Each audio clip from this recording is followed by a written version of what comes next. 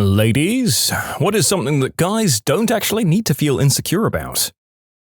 Oh, liking cats, especially kittens. Why do some guys get their boxes in a twist about cooing over animals that are objectively cute and lovable? Chill out and pet the damn cat. They're bum. I wish you'd said this 3 months ago. Now what am I supposed to do with this bubble butt? Singing. I love when I'm at a chill pizza joint and the cooks in the kitchen are singing. It doesn't even matter if they're not great singers. I love when people are happy enough to sing.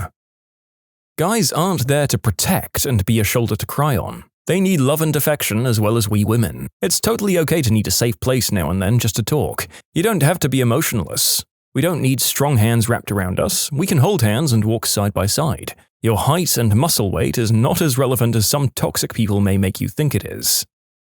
When they arrive, as in the bedroom sense, quickly. I am honored, sir. I would never judge someone for that because I know it's not in their control. But I also definitely don't expect it to mean that the doing of the deed is over. It's okay to not be the smartest person in the room. Admitting that you don't know or understand a thing does not make you look weak. Blustering your way through makes you seem like an arrogant idiot. Admitting that you don't know something already makes you smarter than average. Being vocal when they arrive. I've seen so many guys just hold their breath and try to choke off any sound that might come out of their throat when they arrive. And I'm just a little sad, like, what are you afraid of? I want to know that you're having fun. I want to know you enjoy what's happening. Be loud about it. Screw the neighbors. Some friends of mine are really insecure about not being able to grow a beard. To be honest, it doesn't really matter.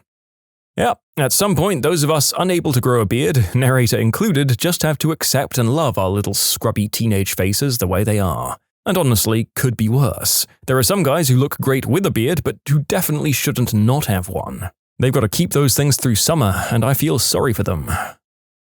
You don't need to worry about appearing feminine over certain stupid things, like thinking a puppy is cute, or wearing pink, or being generally friendly and smiley. Women like that stuff and get annoyed and exhausted by men who take masculinity too far. I didn't realize some people think that thinking a puppy is cute was feminine. No regrets. I want to hug and pet all the puppies I can. I do baby talk with the puppies even though I don't want kids. The flip side of the comments about not being able to grow a beard. Guys shouldn't feel insecure about being hairy. Yeah, that includes hairy butts, backs, legs, and shoulders. I love me a hairy chest, and I don't find a hairy back or shoulders to be a problem. I think the only thing I might ask someone to trim would be crazy nose hair, though that could be disguised by a good mustache. Like most things listed here, yeah, you'll find women who won't like it, but if they're willing to write you off for something physical that's out of your control, they're probably not the person for you. I will say, regardless of anything else, hygiene is also important. If you're hairy, you might sweat more depending on the climate and how warm you run. But if you shower regularly and keep everything clean, it's all good. I wonder how many guys came in to look at the other comments here, hoping to hear someone say, sausage size.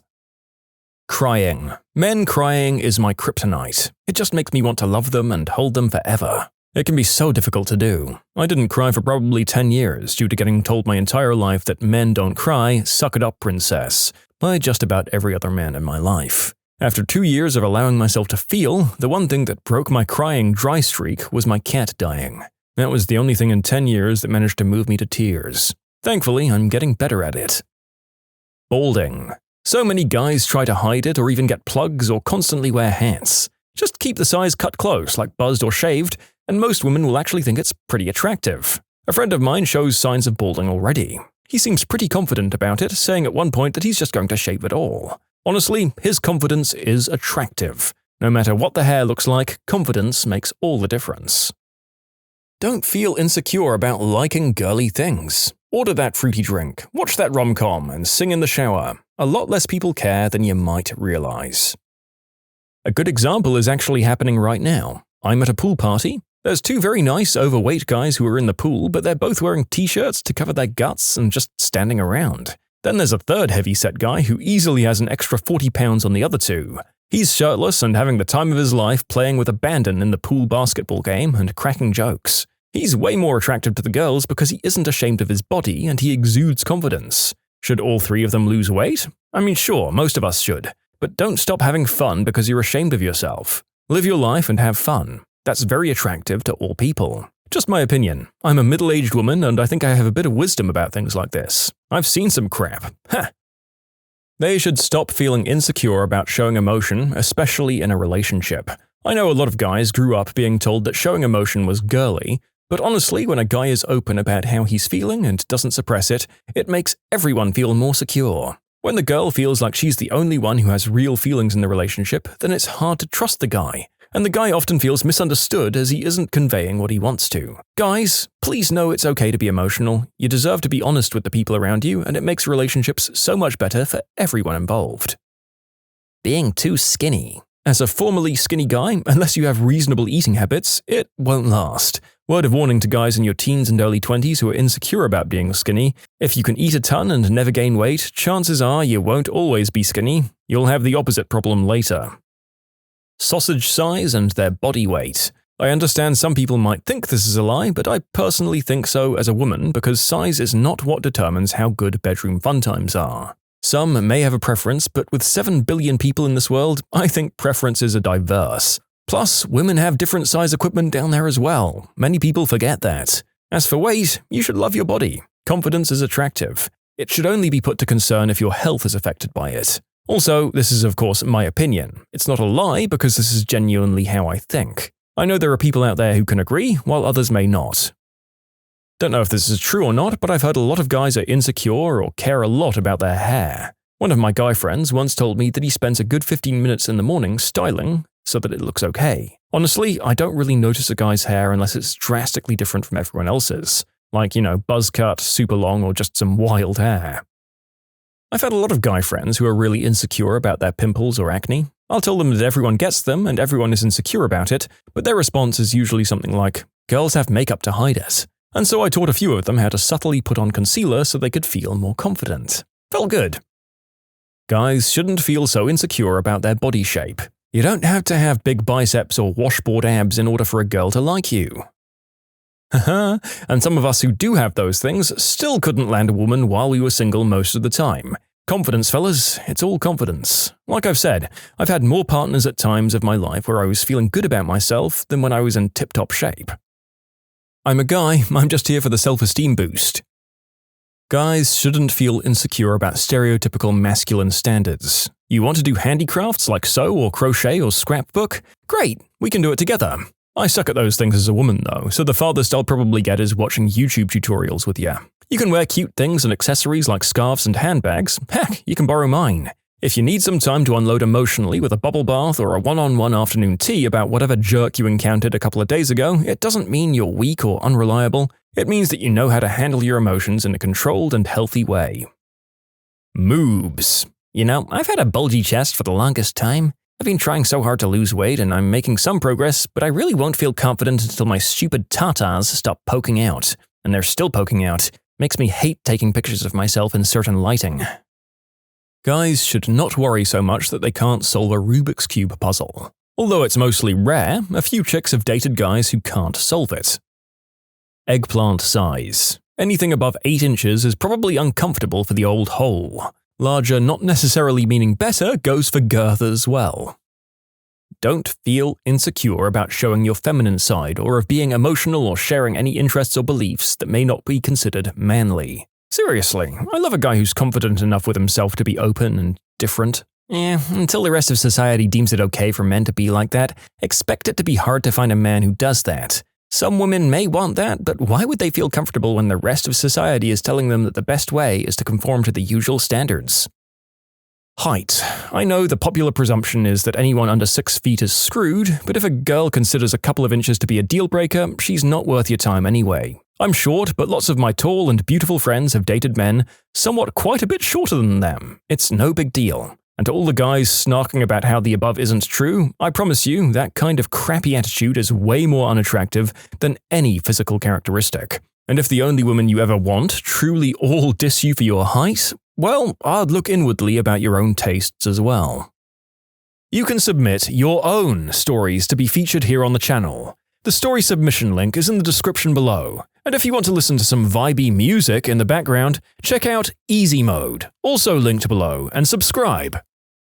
Don't feel insecure about the size of your Johnson. It really is about what you do with it, and honestly, guys with big uns are just painful most of the time.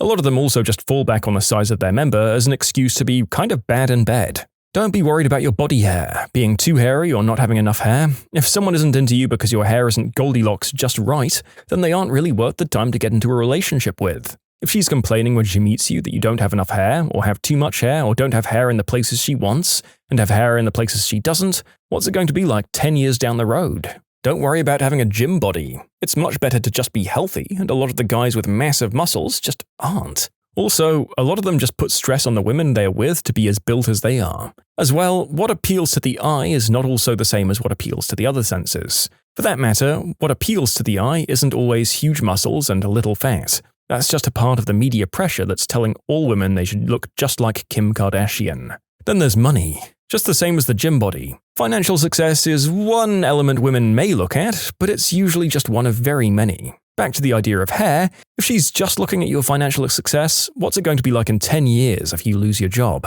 If you wouldn't hold a woman to the same standard, don't feel like you should have to live up to that for her. Your relationship should be about equality and actually sharing your life, even if you're just looking at short term. That Saturday night is a chunk of your life. If you're not getting something from it, if you're just living up to her standards, then it isn't worth your time. Being macho or acting strong all the time is not that important to most women. It's one of those pressures society puts on you. It's okay to say you're scared. It's okay to say you're depressed. It's okay not to fight someone just because they're trying to insult you in public. It's okay to just be a person. If you like video games and eating pizza on the weekend, it's not okay for someone to tell you that's wrong. There are women out there that would be like, cool, hand me a slice and the second controller. You're not automatically in the wrong because a woman wants something different.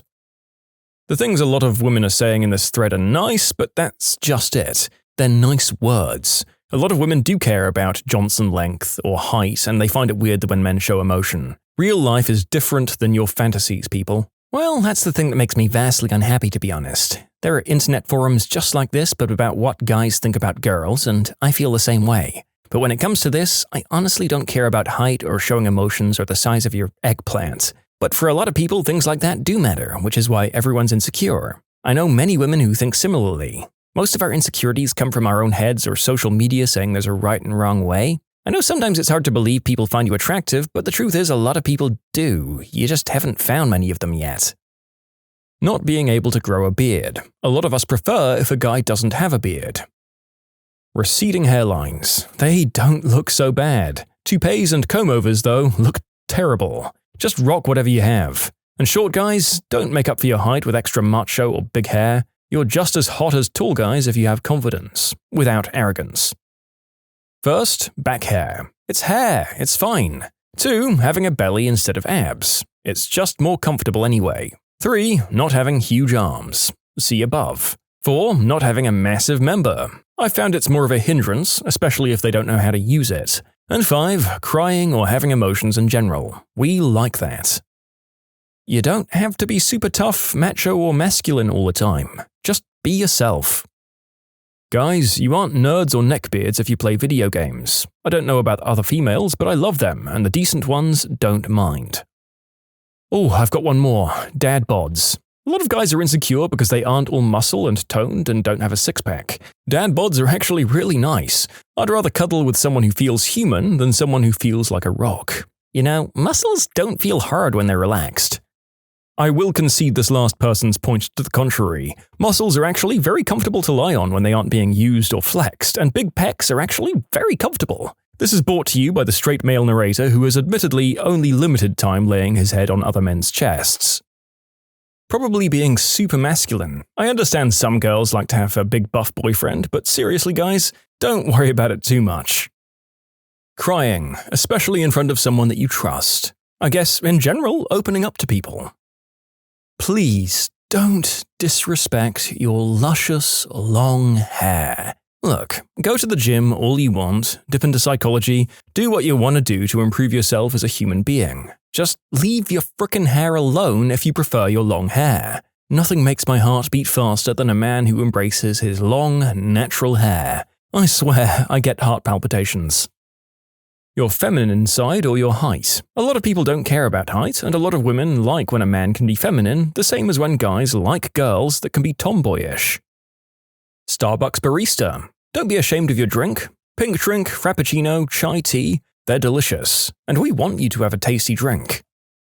Being insecure. Are you having a bad day? Tell me. You don't feel hot? Tell me, I'll be your hype man. And knowing that I'm wrong. I know some guys who don't like to correct their girlfriend or wife, but please tell me if I'm wrong. Not saying it to embarrass me and leave me humiliated, just let me know. Thank you for that. Some of us really just need a hype man. Also, what are you, some sort of sensible person? I'm not generalizing, I know most women aren't like this, but I spend so much time around these people, I sometimes forget that not everyone is like that. I work with a group of incredibly toxic women. Everyone who's been hired in the last 2 years has quit because of the 4 same girls. You can't correct them, they just get mad. If you're a man and you call in, then you need to grow a pair, but if you're a woman, oh, then take as much time as you need, honey. If you're new, they'll call you out for doing something wrong, but will barely try to explain how to fix it. Worst of all, they talk crap about everyone. They'll talk crap about you while you're in the room, and when you say something, they act like you insulted them.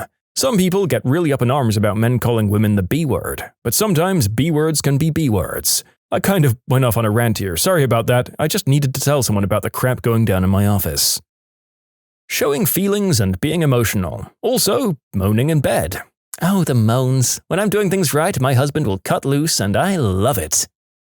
Balding or hair loss. Most of you will lose your hair. A good chunk of you will start losing it in your 20s. You're just as attractive as you were before. You are more than your hair. Showing emotions. Over the years, I found it way harder to handle no or rarely any shown emotion from male friends or boyfriends. You know, stuff like crying. Often, I'd rather see a guy cry than seeming to be emotionless. A lot of my guy friends will rant about something or be upset, but then backtrack and say, sorry, I was overreacting. You're entitled to your emotions, no matter what gender you are. I wish my boyfriend would believe me when I tell him it's okay if he doesn't get me there every time we have fun in the bedroom together. I still enjoy it all the same. Every time I see these comments, you all convince me I'm supposed to be swimming in women, but I'm not. Basically, anything you can't control. If anyone tries to shame you for your height, hair, beard, or no beard, or Johnson size, they're complete idiots and not worth your time. But also, being skinny. I see a lot of body shaming towards guys about that, and it actually breaks my heart. You don't have to be muscular or big or anything. So many girls like slender men. But not slender man, he's scary. Not being able to do the Fortnite dance. Don't ask. From what I gather in all these top comments, a guy who has a short Johnson, hairless face with acne all over, weighs 110 pounds, is 5 foot, and dumb as a bag of rocks shouldn't feel at all like they have attributes that can be improved. Lies. I believe you have wildly misinterpreted the purpose of this post. It's more or less for being okay with who you are. There are some things like downstairs size and height and hairline that you can't control and you shouldn't bother feeling insecure about. Their height. If Danny DeVito can be the hot thing that he is at his stature, then so can you. I mean, it helps that he has a magnum dong. Their stomachs. My brothers, nephew, and dad almost always refuse to get into a public pool or body of water without a shirt because they're a little heavier than some of the guys. The first time we took our nephew to the pool, he started crying when we told him to take his shirt off because he was embarrassed about it. I know that I personally don't give a rat's butt about a guy's stomach, along with most other people I know. Laughs in bright red stretch marks. The inability to grow facial hair. My husband has a mean beard. He gets a lot of guys complimenting it, and they'll tell him how insecure they are about not being able to grow anything. He always says to them, well, you wish you had one, but I wish I looked as good as you without one. Gets them in the feels a couple of times. That's how bad some people want it. Oh, and guys shouldn't be afraid of compliments from each other. It doesn't make you gay or feminine. Well, the compliment one is actually new in this grouping, but yes, apart from that, we do seem to be reaching the limits of this topic. In short, don't be worried about your weight, hair, eggplant size, or sensitivity. Just do what you think works best for you without masking it, and if you work on making yourself happy in your other pursuits, you'll probably be more confident and attractive in any case. Height. If a girl wouldn't date you for your height, you're better off without them. Also, facial hair. I'm here to get my confidence boosted. Anyone else? They shouldn't feel insecure about their preferences. They like what they like. Skin tone, body type, hair. We like what we like and we can't change that. And all this goes for girls as well. The duration of the deed. We get it. Sometimes things get superheated and it ends quicker than you'd like. Firstly, sometimes it's flattering, but secondly, we really don't mind. Just talk to your partner or go for round 2. Or better yet, help your partner out in the meantime. Wink.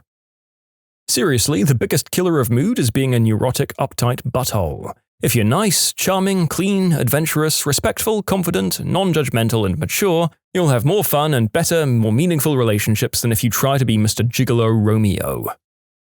Sweat. My boyfriend was so insecure about his sweat, he went out of his way to stay dry, wear strong deodorants, stuff like that. Newsflash, you guys look and smell awesome when you're crusty dusty. Please do not confuse crusty dusty with a lack of hygiene though. Smelling today's scent is definitely not the same as smelling a week's worth of stank. People who've clicked on really risky-looking ads, what actually happened when you committed? My dad, rest him, kept getting viruses on his laptop because of these ads. But it's the specific ones that chat at you by name, you know? So he knew, in retrospect, that these ads were what was messing up his computer, but he kept falling for them because they'd address him by name. So he always figured that it must be someone he knew, because they wouldn't just chat and call him by his first name otherwise, right? Oh, Dad. Oh gosh, I used to work at one of those places that provides captions for hearing-impaired telephone users, and I listened to one side of a call between an old man and his adult daughter. Dad, I told you to not click on those links. No, I'm not replacing another computer for you. I told you not to click on those links. Those are not real girls, it's a scam. Do you really think there are single girls in your area? In North Dakota? You're 85 years old, why would they want to meet you? It went on a while longer with more in the same vein. It was the second funniest crap I'd heard at that job, even if it was a little sad when the daughter acknowledged that she knew her father was lonely.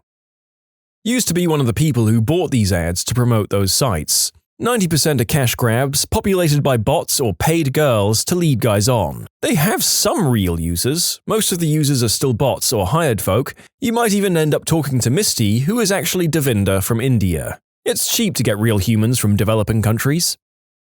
I clicked on one of them that told me, "This game will make you come in 2 minutes." Out of curiosity. Played some Star Trek derivative game for about 6 months, and it was actually kind of fun. I never came while playing it though.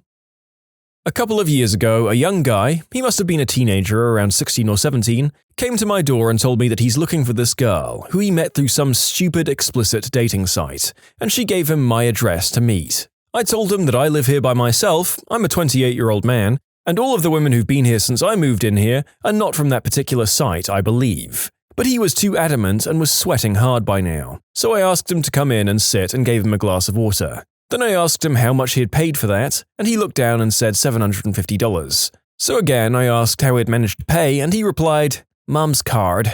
So after a small unofficial counseling session, I convinced him to call his parents to my place and played a mediator between the two parties. We, all adults, decided to report this to the police since my address was also used for the fraud, and Mother immediately blocked her card. Family invited me for dinner for keeping their son calm during a panicking situation, and we all laughed over a drink after the poor kid went to sleep.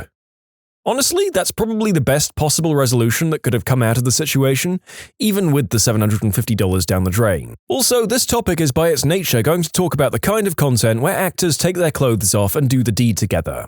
To avoid getting demonetized, I'm going to use the word prawn instead of the usual one. Case in point, I clicked one of the ads for one of those $1 trials to one of the big-name prawn sites. Reality Kings, maybe. This was a while ago, I don't really remember. I figured I'd see what might make prawn actually worth paying for, and either way, I'd only be out $1. First, it ended up being $2, not because of any weird fees, but they charged my card twice. But I trudged on because, what's $2? And I can complain to them later. So I get their email like, "Thanks for signing up for the trial. Click here to check out our content." I click there. I immediately get 2 more emails being charged twice in the amount of something like $40 each. At this point, I don't even bother. I immediately close everything and fire up their customer support. I tell them that I paid $1 for a trial, got double charged, and proceeded to click on the link given to me in the email thanking me for signing up, and then was instantly double charged $40. The support rep told me I was charged because I went to a premium area not included in the free trial, and by going into that area, I automatically agreed to pay for a full subscription. I told her, no, I clicked on the link you sent me, I'll be taking a refund. She said they don't give refunds. I told her that they'll give me a refund or my bank will be giving me it. Suddenly, they magically gave refunds. I never got the $2 charge back, but $2 to learn that even the big-name prawn distributors will try and screw you out of your money, so I shouldn't ever bother actually paying for that content was all right in my book. A friend in an online game was active military in Afghanistan. He used to joke that he'd see those ads, "Beautiful girl 3 miles from your location wants to meet you," and he'd be like, "Get the frick out of there, you're in danger. This is not the time to be looking for guys on the internet." A serious reply here. One day I was curious, so I just thought, F it, and I signed in with a fake ID. It was some kind of dating site where men are only sporadically allowed. Of course, I was one of the happy few. Fancy that. The site itself seemed like a regular dating site. The main difference was that a ton of ladies were sending me messages. They actually seemed really interested, but obviously they were all bots. They wanted you to sign up for a premium account for a monthly fee, but I was not curious enough for that. It was quite the anticlimax. I like those meet local randy women in your insert small town area because I always think, wait a minute, I am one of those right now, so why aren't they asking me if I want to hook up with guys in my town? My old roommate got scammed by advertisements like this. Bought a book for $50, called the Iron Man's Wang. It gave him exercises and stuff to do to grow his eggplant's size. It obviously did nothing, but he didn't stick with it for very long and gave up. When he told us about it, we told him he was scammed. Where can one find this book? I'm asking for a friend. I clicked on the fruit one, not out of real interest, but just to hear the bullcrap. It was at least a 30-minute PowerPoint slideshow type video with a guy talking about his tiny wang and how it's now huge. He talked about eating this magical fruit from the Congo because black people in Africa are hung, but you have to eat it with certain other fruits. He never mentions any of the other fruits, by the way, and then says he made pills out of the fruit's magical eggplant-growing ingredients. I bought pills for my member, and they gave me stomach issues for about 6 months. I have to admit that I was incredibly surprised that there were hot local singles in my small town. My grandma's boyfriend started paying $7 to send a message, $7 to open a message, to a pretty Thai girl online. They fell in love, so my mother made a fake account and got the same girl to propose to her within a single message. My grandma didn't find out that my mother had done this, but she did see the evidence of the rest, and that boyfriend is no more. I have a story from the other side of this. I used to be a bottle server at a nightclub. I had these regulars who would often come in once, twice, or 3 times a week. They would rack up bills oftentimes as high as $3,000 on a regular basis. They were quite young, probably late 20s. My club charged every card an automatic 20% gratuity. They knew this, but they would always throw in an extra $100 for me. They were almost always on a substance while they were partying, and they often tried to convince me to take some while working. Yeah, fat chance, I love my job. They would get like 6 bottles of champagne and just hand glasses to anyone who walked by. I served them consistently for months. They were always very secretive about what they did to make all that money. Over time, I pieced together enough little bits of information I'd gathered from various members of the group at various times, and finally figured out the source of their wealth. They stole people's identities and credit card information through pop-up ads on adult sites. They were all computer wizards and seemingly worked separately and independently, but had somehow found each other through some underground community meetup of hackers and scammers, if I recall correctly. By then, I believe they'd begun working together quite frequently, but I'm unclear on their working relationship, just not the nature of their business. They claimed to make hundreds of thousands per month doing this, and they certainly spent money like that was the case, but I wouldn't be surprised if that was a gross exaggeration, as I'd caught them embellishing various different things on numerous occasions. I've tried playing the racy-looking games, but they never actually show the fun bits of the body, and they're boring. And it's always a looping gif of some SFM prawn montage of an Overwatch character or something. Or this one, I only remember it now because it made me laugh so much. It was a really crude animation of a guy and a girl doing the deed, and in the background there was a girl with a really large sombrero really violently strumming on a guitar. It was just so ridiculous looking. I shan't forget it for a while. A channel I used to watch went out of their way to play these sorts of games whenever they popped up, properly censored of course for YouTube. It feels like from the amount of censoring going on, a lot of them do actually show naughty bits and the doing of the deed, but maybe they were better at finding those. I was a young 18-year-old lad and bored. I saw the usual ad of click here for fun girls in your area, and I thought to myself that I had fraud protection, so I was all good. The website took my entered card info and immediately started racking up random charges for gift cards and premium hotmail.com services. I guess that's a thing. I called the bank support line, quite nervous as I was paying for adult services and was still uncomfortable talking about that kind of thing. The guy at the bank was a total bro and literally said, "Oh, you lost your card at the mall. I'm sorry to hear that. Let me reverse those charges and get you a new card." Never once had I mentioned a lost card or the mall. Would have been a life customer if they hadn't closed that branch. There was one about psychology of women and how to get laid more often. Spoilers, it's a man on a 30-minute video talking about nonsense. Then at the end he gloats about his money. I now know the secret to getting laid more often. Find a girl, talk to her about nothing important, tell her I have money, invite her to my place. Apparently it works 2 out of 3 times. I saw an ad about a video on how to do the deed longer while controlling exactly when you splooge. The curiosity got the better of me, so I clicked on it. The video was about 34 minutes long. The first 10 minutes was just about a guy talking about how he'll tell you the secret in just a few minutes. He rambled on and on about how he was a loser in college and the army. He talked about how he struggled through basic training, but he managed to power through it by putting mind over matter. So he thought he could try putting mind over matter when it came to doing the deed. He also showed his before and after pics of his time during school in the army. They weren't even the same person, but he apparently takes home 5 different women every week now. Around the 20-minute mark is when he finally revealed the big secret. The big secret to not arriving and lasting longer is to just not think about it. That's it. So when you're in bed with someone and getting close, just don't think about it at all and your problems will be solved. The last 10 minutes of the video was him advertising something completely different that I can't even remember what it was. I think it was a book or something.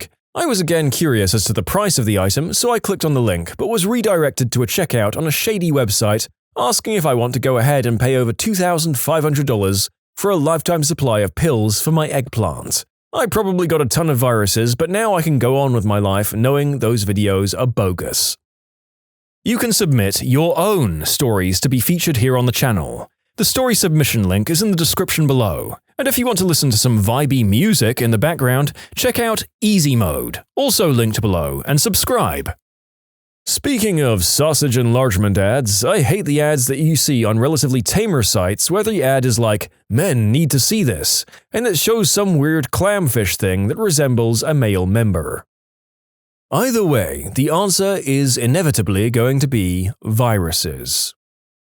Not prawns like all the others, but my grandma clicked on one of those "Get a free MacBook Air for filling out this survey" ads. She did the survey and actually got a MacBook Air. I don't know if she got any viruses, fraudulent charges on her card or whatnot, but they did deliver on their promise. I thought it was neat, but I'd never do it myself. I messaged her on Facebook about it, and she said it ended up costing her money with all the peripherals and Mac services and such, but the base laptop itself was free.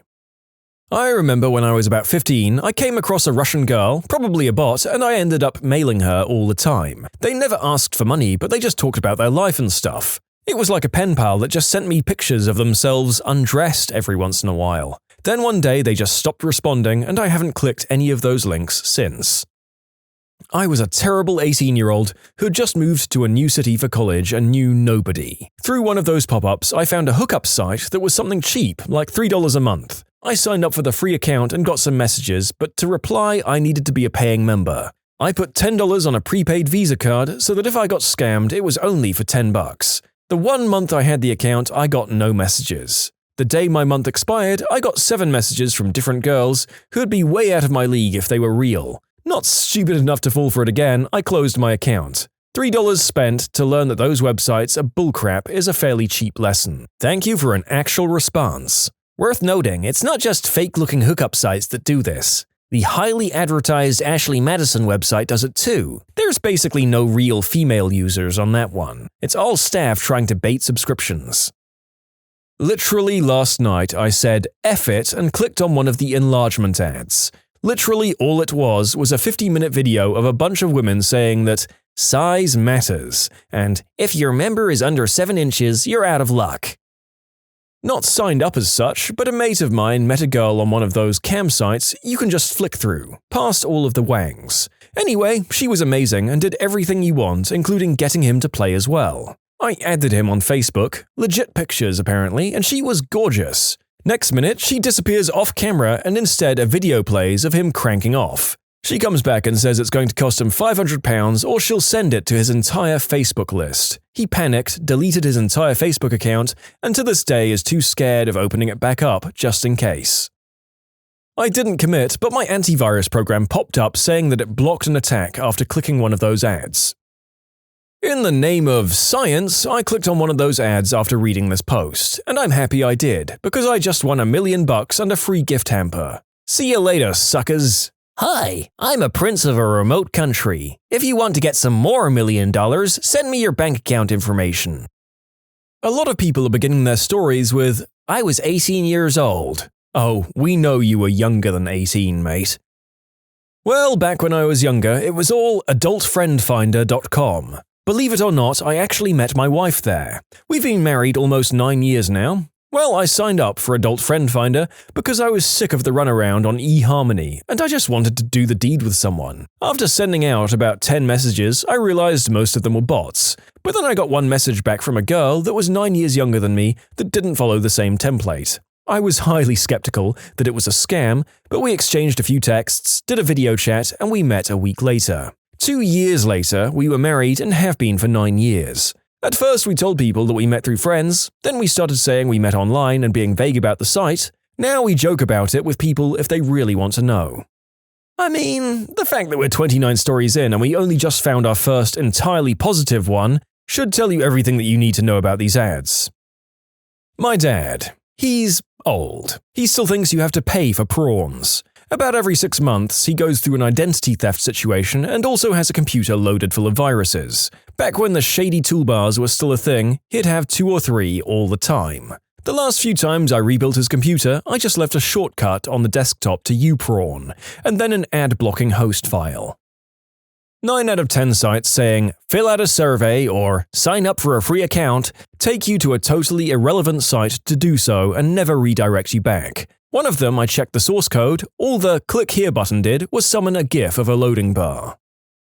Okay, so this was about a year ago, and mind you, I was low on sleep. I'd just finished an 8-hour shift and it was like 7 AM. So I saw an ad that said something like, enroll now for premium and receive a 14-day free trial, or some bullcrap. Anywho, I typed in my info as fast as possible because at this point I'm very sleepy and very in the mood.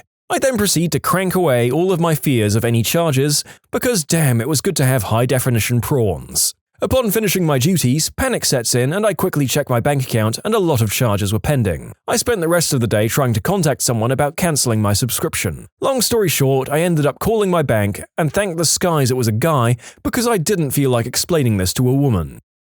I caught chlamydia, or what WebMD told me was chlamydia, from an ex. I was too embarrassed to go to my doctor, I was in my early 20s at the time, so I went to a shady pharmaceutical site that I'd seen pop-ups for. I used my trusty NetSpend prepaid Visa and ordered as much penicillin as I could afford. I kept popping pills until my wang stopped leaking a few weeks later. So I guess that was a win?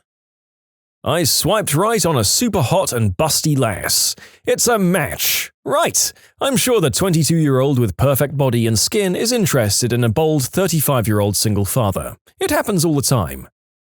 A guy I worked with in a crappy local bar ran one of those websites on the side, as well as a scummy amateur prawn site trying to imitate another one. He was totally upfront with us about how much of a scam it was, basically asking you to pay for everything. Send a message, pay. Receive a message, pay. Open a message, pay. He made some decent money off it and the prawn site to the point where he moved out west to further his career in the prawn industry. Kinda wonder what happened to him.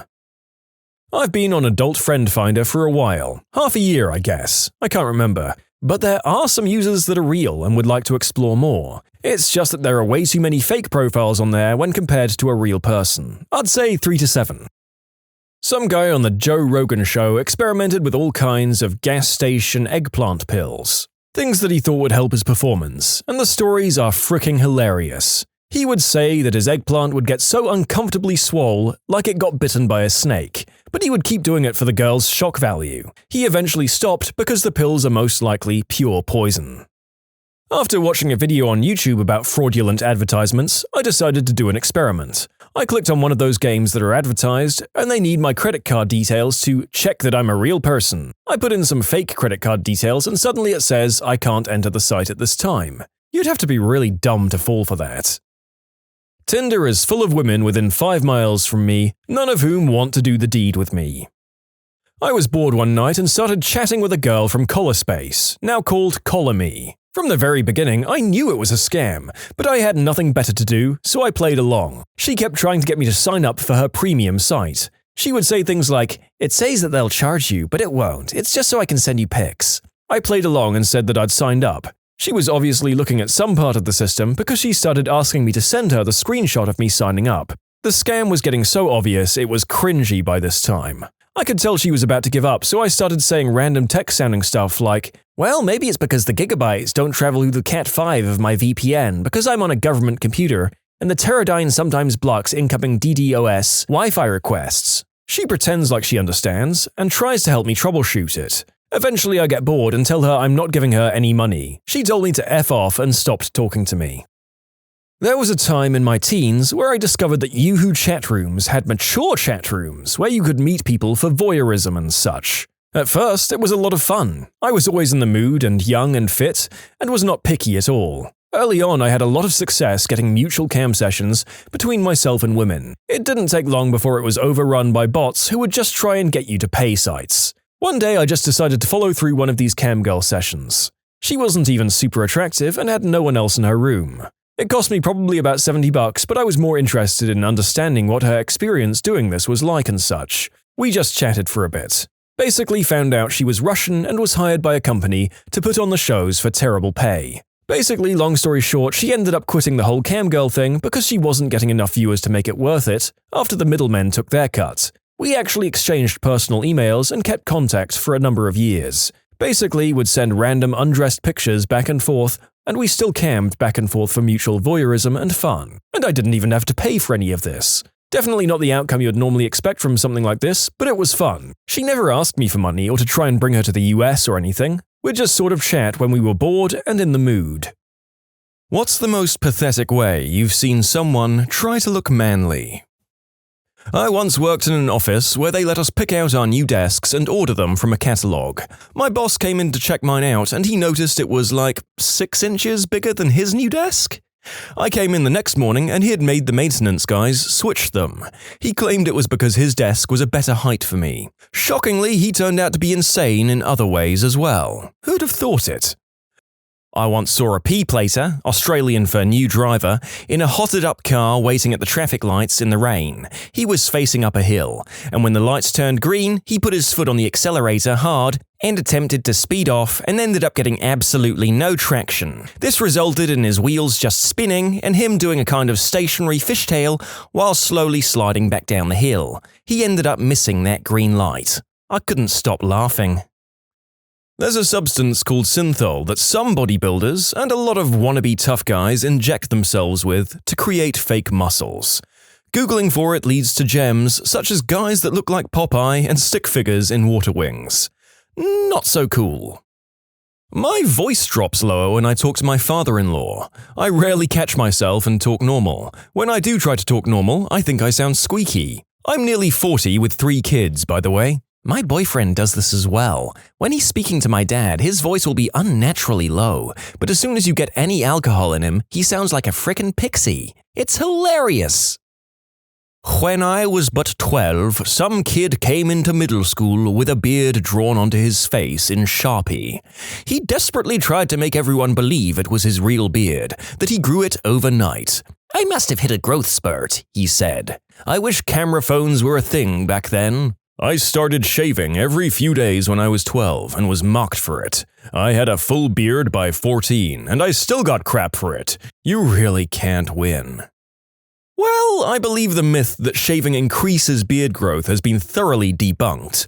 The sir, or bearded madam in this last post, was likely always going to be that way. Post-college, my friends started a cigar night as a guys' hangout night. I thought everyone always said don't inhale cigars because they were wimps and couldn't handle the strong buzz. So I intentionally inhaled with every puff throughout the entire cigar. I got so sick I literally turned a pale shade of green like an old cartoon, and puked for an hour until only foam was coming out of me. I went to a party where there was a 4-man hookah set up. My friend had never tried one and was very curious. It turns out, while everyone enjoyed the hookah for a bit, went off to mingle and come back to it later, my friend spent nearly the entire party at the hookah. He spent the latter portion of the party hovering over the toilet. When I was 12 years old, I was walking into a convenience store with a friend. She was a total tomboy. In fact, she looked more like a boy than a girl. As we're walking in, she sees this sweet mid-60s ragtop Corvette, and she's ogling it. I was too, but she makes this big thumbs-up sign to the hot blonde sitting in the passenger seat. This long-haired moron in his late 20s came running out of the convenience store and yelled to my friend Sabrina, "Hey punk, quit making eyes at my girl." He comes over, grabs my friend's arm, pulls back a fist. My friend is just stark white and speechless. I shout, "She's a 12-year-old girl, what are you doing? Stop!" He finally stops, realizes what the heck he's doing, but, always being a moron, says, "Don't let me see you eyeballing her again, or I'll mess you up." I'm not sure what happened after he drove off, but his girlfriend did not look like a happy camper. I'm hoping she dumped his sorry butt. Back in the MySpace days, I knew a kid who took a pic of himself with his shirt off, and then used Photoshop to turn his skin black and give himself a goatee. He also fancied himself a rapper and took on the stage name Diamond. Yes, with 2 eyes, because he was so hard. Affluent private school kids, am I right? Oh my god. 2 eyes for a double dose of idiot. I was dating this girl a few years ago, and I was meeting some of her good friends for the first time at Chili's. I'd just turned 21 and they were all younger than me, so I thought, I'll look so cool if I order some alcohol. I'd never ordered drinks before, so I didn't know what to order. I'd only been to parties where there was beer. I thought, nah, beer is no good. I need something with liquor. While I was pondering what to order, the waiter asked me what I wanted to drink. At that moment, only one drink came to mind. "Yeah, give me a Cosmopolitan, please." Cue to the waiter bringing me a Chili's branded shaker that I got to take home with a fabulous pink drink in it, and me looking like an offensive caricature of a gay man instead of the Ron Swanson that I thought I'd look like. When the teacher says, "If you don't want to learn, then just leave," someone got up and left and swore at the teacher, grinning at his friends. About 30 seconds later, he came back in, saying, "Actually, I kinda need to know this stuff." Honestly, I've got to respect the kid for admitting that and taking the L while looking out for his future. Only barely related, but I had a teacher who would say, "Oh, go fly a kite," if you had a differing idea of what symbolism in a particular book meant. So I packed a folding kite in my backpack, and the next time she requested I go, I did. The detention was worth it. My new dentist is a good-looking 25 or 26-year-old woman. Now I hold off bursting into tears until I get to my car. I had a friend who, when he'd go to the movies with me or one of our other male friends, would always leave an empty seat between himself and us so he didn't look gay. Either that or he got the separate seat because our elbows kept poking him while the rest of us were cranking each other off. I had some friends in high school that would do that when we'd go to the movies. I never knew how to react, so I usually just sat in between them. In high school, I would put Rogaine on my chin and face to try and grow a beard. A bunch of my friends and I were hanging out one time when my best friend's little brother, probably 15 or so at the time, did something very feminine. It was a long time ago, so I don't exactly recall what it was. We all laughed and I yelled at him, "Quick, do something manly!" To which he replied in sheer panic, "I could strip off my clothes and dance for you guys." Needless to say, we never let him live it down. Back in high school, I was friends with a guy on the football team who was pretty much exclusively a bench warmer. Throughout each game, he would discreetly try to rub grass and dirt on his uniform so it looked like he'd seen some action when he ran off the field. My friends and I took up skateboarding one summer and worked at it every day. While we would practice, one of my friends would spend his time rubbing the bottom of his skateboard against concrete corners to make it look like he'd grinded. My freshman year of college in the spring, at the rec pool. The rec pool was the place to be, babes as far as the eye can see. Anywho, my friends and I are out on the pool deck, and I've decided that as we're walking in front of some bikini-clad chicks, that it would be a good time to de-shirt and reveal my awesome torso to them. My shirt got stuck on my neck, and I, blinded by my own shirt, as well as my hubris, fell into the pool with my shirt still around my neck. I was so cool. I took the last place in a hairy chest contest. It's okay, sweetie, I have literally no chest hair or facial hair whatsoever. Of course, I'm a girl, so... Rest assured that if the narrator had competed in that particular tournament, he would have either lost or tied with you. But then again, I know not to enter one. A co-worker of mine was a one-upping, bull-crapping, blatant liar. We'd troll him every day to see how far his lies would go. The one that popped into my head when I saw this group of stories was that he drank a quart of 10W30 motor oil to impress a girl. I have a buddy who was hanging out with us, and he starts with, "Oh, I'm friends with the local college cheerleaders. I'll see if they want to come and party with us." He texts them, and they say that they're still on their way back from a game.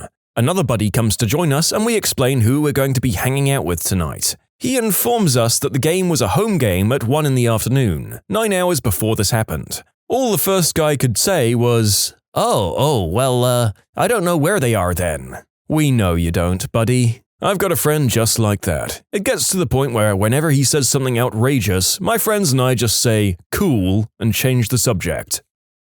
Handstand push-ups at a party. Well, I saw a guy doing dips at the library.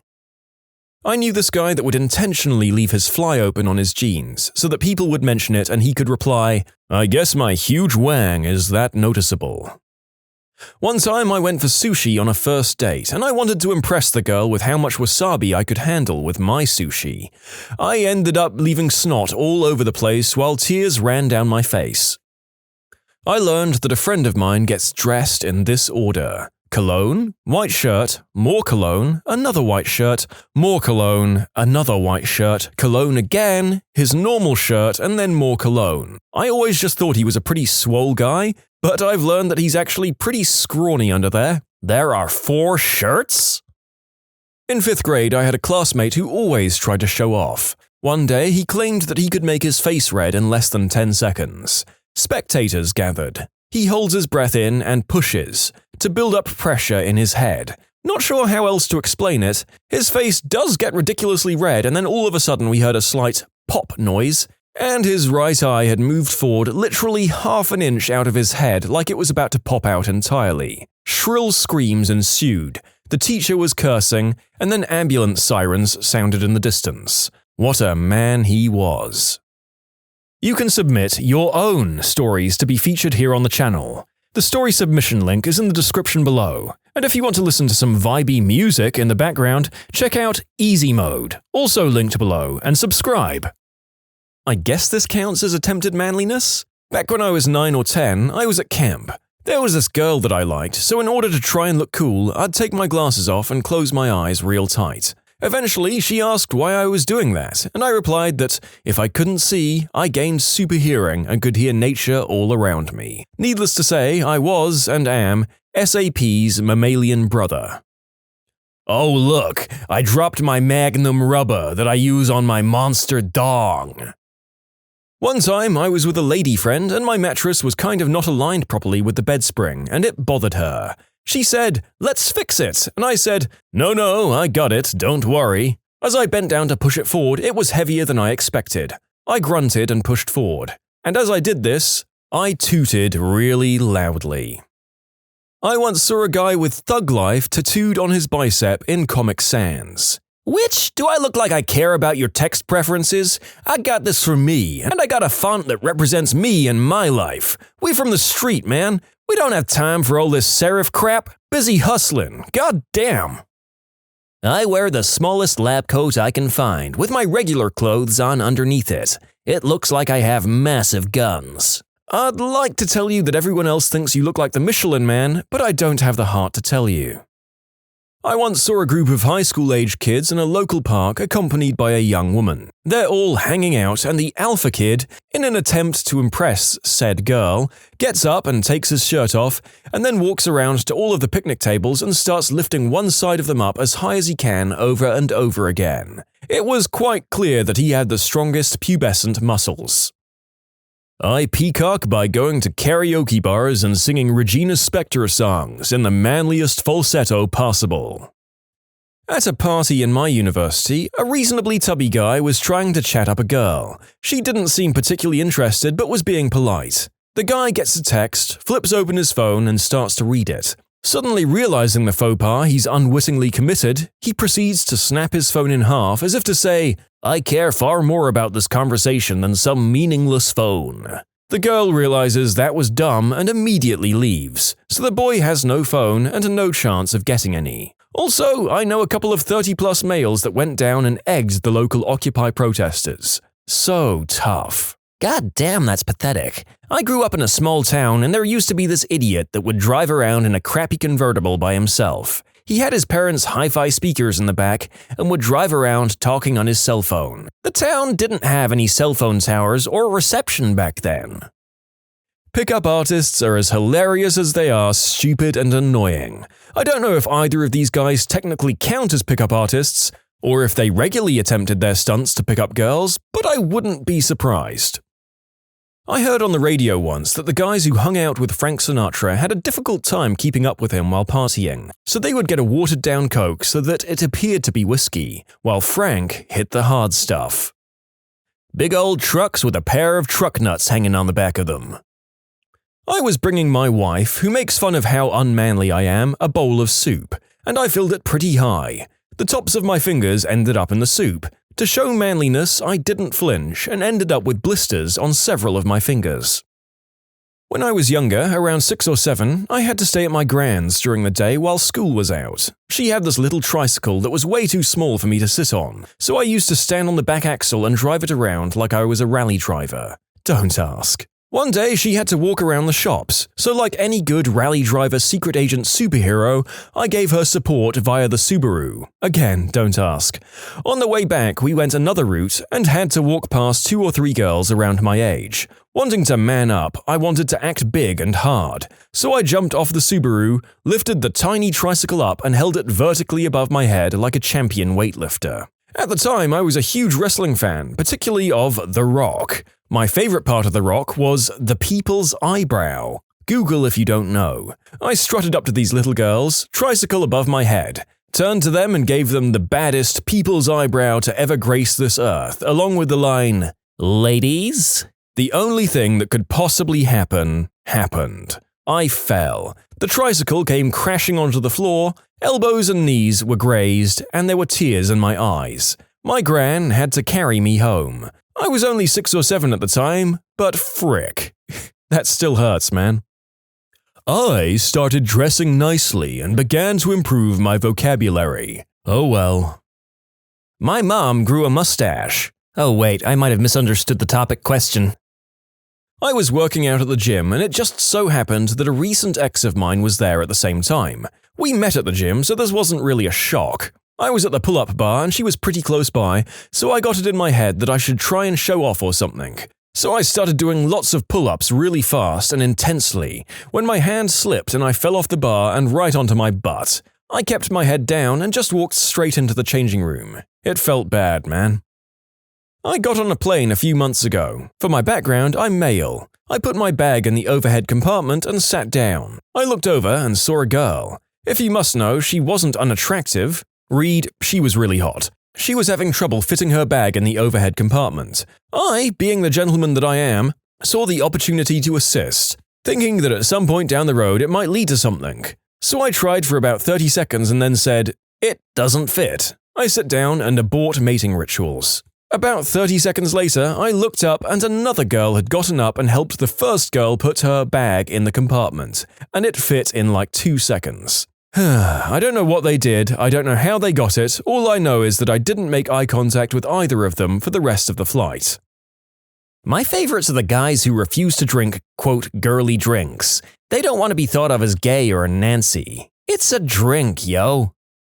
The people who try to fight the bouncers or the bar staff in general. There are more of us and the bouncers are sober. Good Lord help you if you touch one of our waitresses inappropriately. We like our hot waitresses and most of them are dating staff members. My cousin has "Sure Thing" tattooed on his forearm in the most gangster-looking letters he could find. He's pretty nerdy but adopted a gangster persona after leaving home and joining the armed forces. I laughed out loud when I saw his Facebook picture showing it off. Flashing the sideways peace sign and trying to look fly with his new tattoo very visible. Cap sideways, of course. I used to skateboard a lot. I also had a slightly overprotective mother, so anytime I went to a skate park, I was that scrawny kid in full pads. I didn't give an F, it meant that I got to skateboard. Anyway, I think I was 13 or 14 at the time. I was minding my own business, probably trying to do a super stylish boneless in a quarter pipe. Don't hate, the old school tricks are rad. And I see this guy bail and just lie in the bottom of the bowl area while his board flew out onto the deck. He was a few years older than me and was obviously not hurt seriously, and there with several of his buddies. Being a nice guy, I grabbed his board, which had rolled close to where I was, and rolled it back down to him. I skated away, not paying attention, and then I hear him yell out, "Who did that?" Apparently, the board had rolled into his side while he was facing the other way. There was no way it had hurt in the least. I'd made sure that it would roll at a safe speed to him. As I turned around to see what the shouting was, I see his buddies pointing at me. "Hey, you want to fight?" he shouts at me. Now, you don't know me all that well, but you can imagine I should be feeling slightly intimidated. And to be honest, prior to this situation, I always thought I would have been intimidated by a bully. Thankfully, the situation gave me some much-needed perspective. I'd just done this guy a favor and he wants to fight me. What the frick, right? Is he serious? "If you want to fight me, I'm right here," I reply with no hesitation. He just kind of stares at me for a second and then turned away. I heard his buddies giving him a hard time, and it was like a joyous chorus of angels. I felt like I owned that frickin' skate park for the rest of the day. Getting a motorcycle license to try and be cool and manly. I actually realize it's fricking amazing and that the aforementioned status didn't matter to me once I achieved it.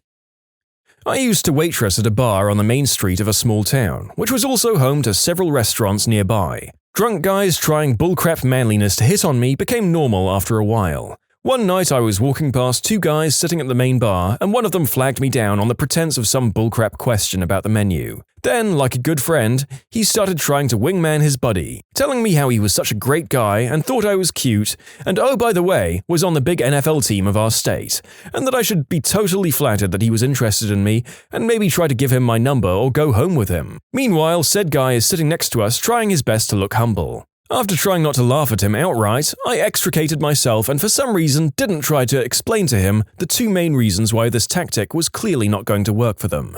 The first, unlike most people in that town, I do not give a crap about football. The second, his friend was still in his work uniform from the restaurant next door. When did book smarts not necessarily equal real smarts? My boss and I were chatting on the phone about some random work issue. He told me to call so-and-so for some reason. I told him that I needed the number. He said, "Hold on, gotta look up the number on my phone." Shuffling sounds.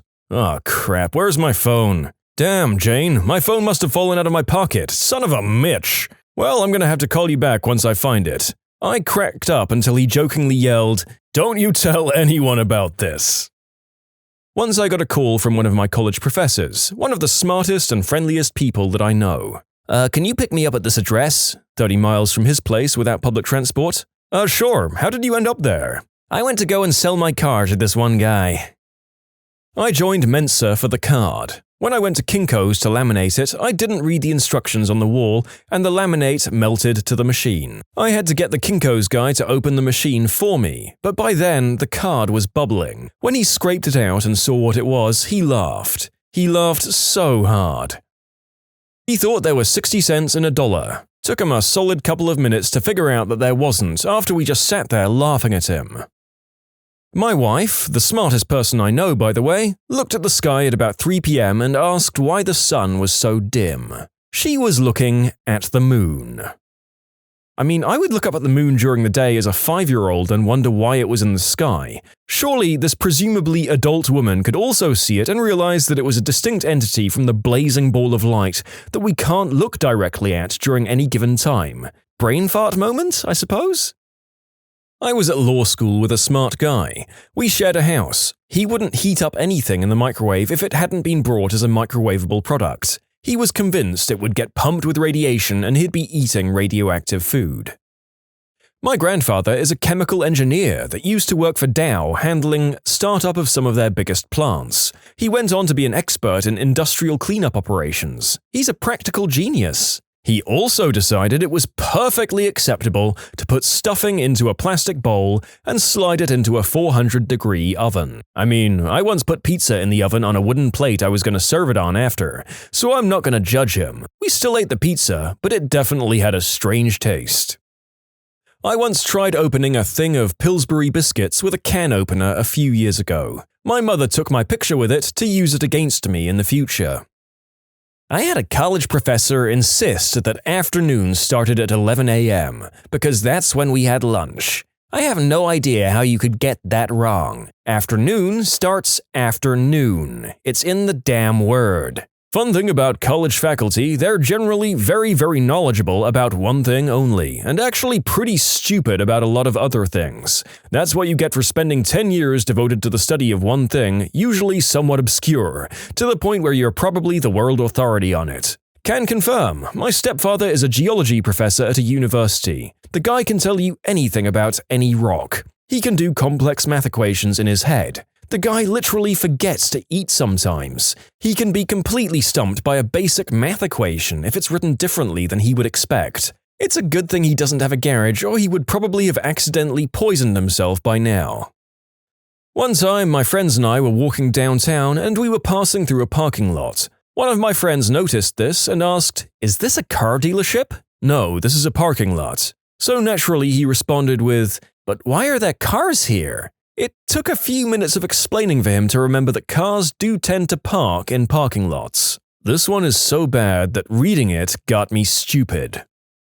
My boyfriend. We did those 90-second microwavable rice packets and I smelled something burning. I asked, "How long did you put the rice in for?" And he said, 3 minutes. I told him, "It was only supposed to be 90 seconds. And he looked at me like I was stupid and told me, yeah, that's 90 seconds. Then a few seconds later, he turned bright red. I still make fun of him for it. One of my mum's best friends growing up has a brother who is absolutely brilliant. This is a guy who graduated top of his class, got a perfect score on the SAT, and went to and graduated from Harvard. Sometime into his adult life, he decided to go to the grocery store a few blocks away. Ordinarily, he walks, but he decided to drive this one particular time. He went to the store, got his stuff, and proceeded to walk home. The next morning, he went to get into his car, only to discover that it was missing from his driveway. So he filed a police report. A few days went by, and he had to go to the grocery store again. He walked like he normally does, and found his car exactly where he left it a few days before. This is a Harvard graduate.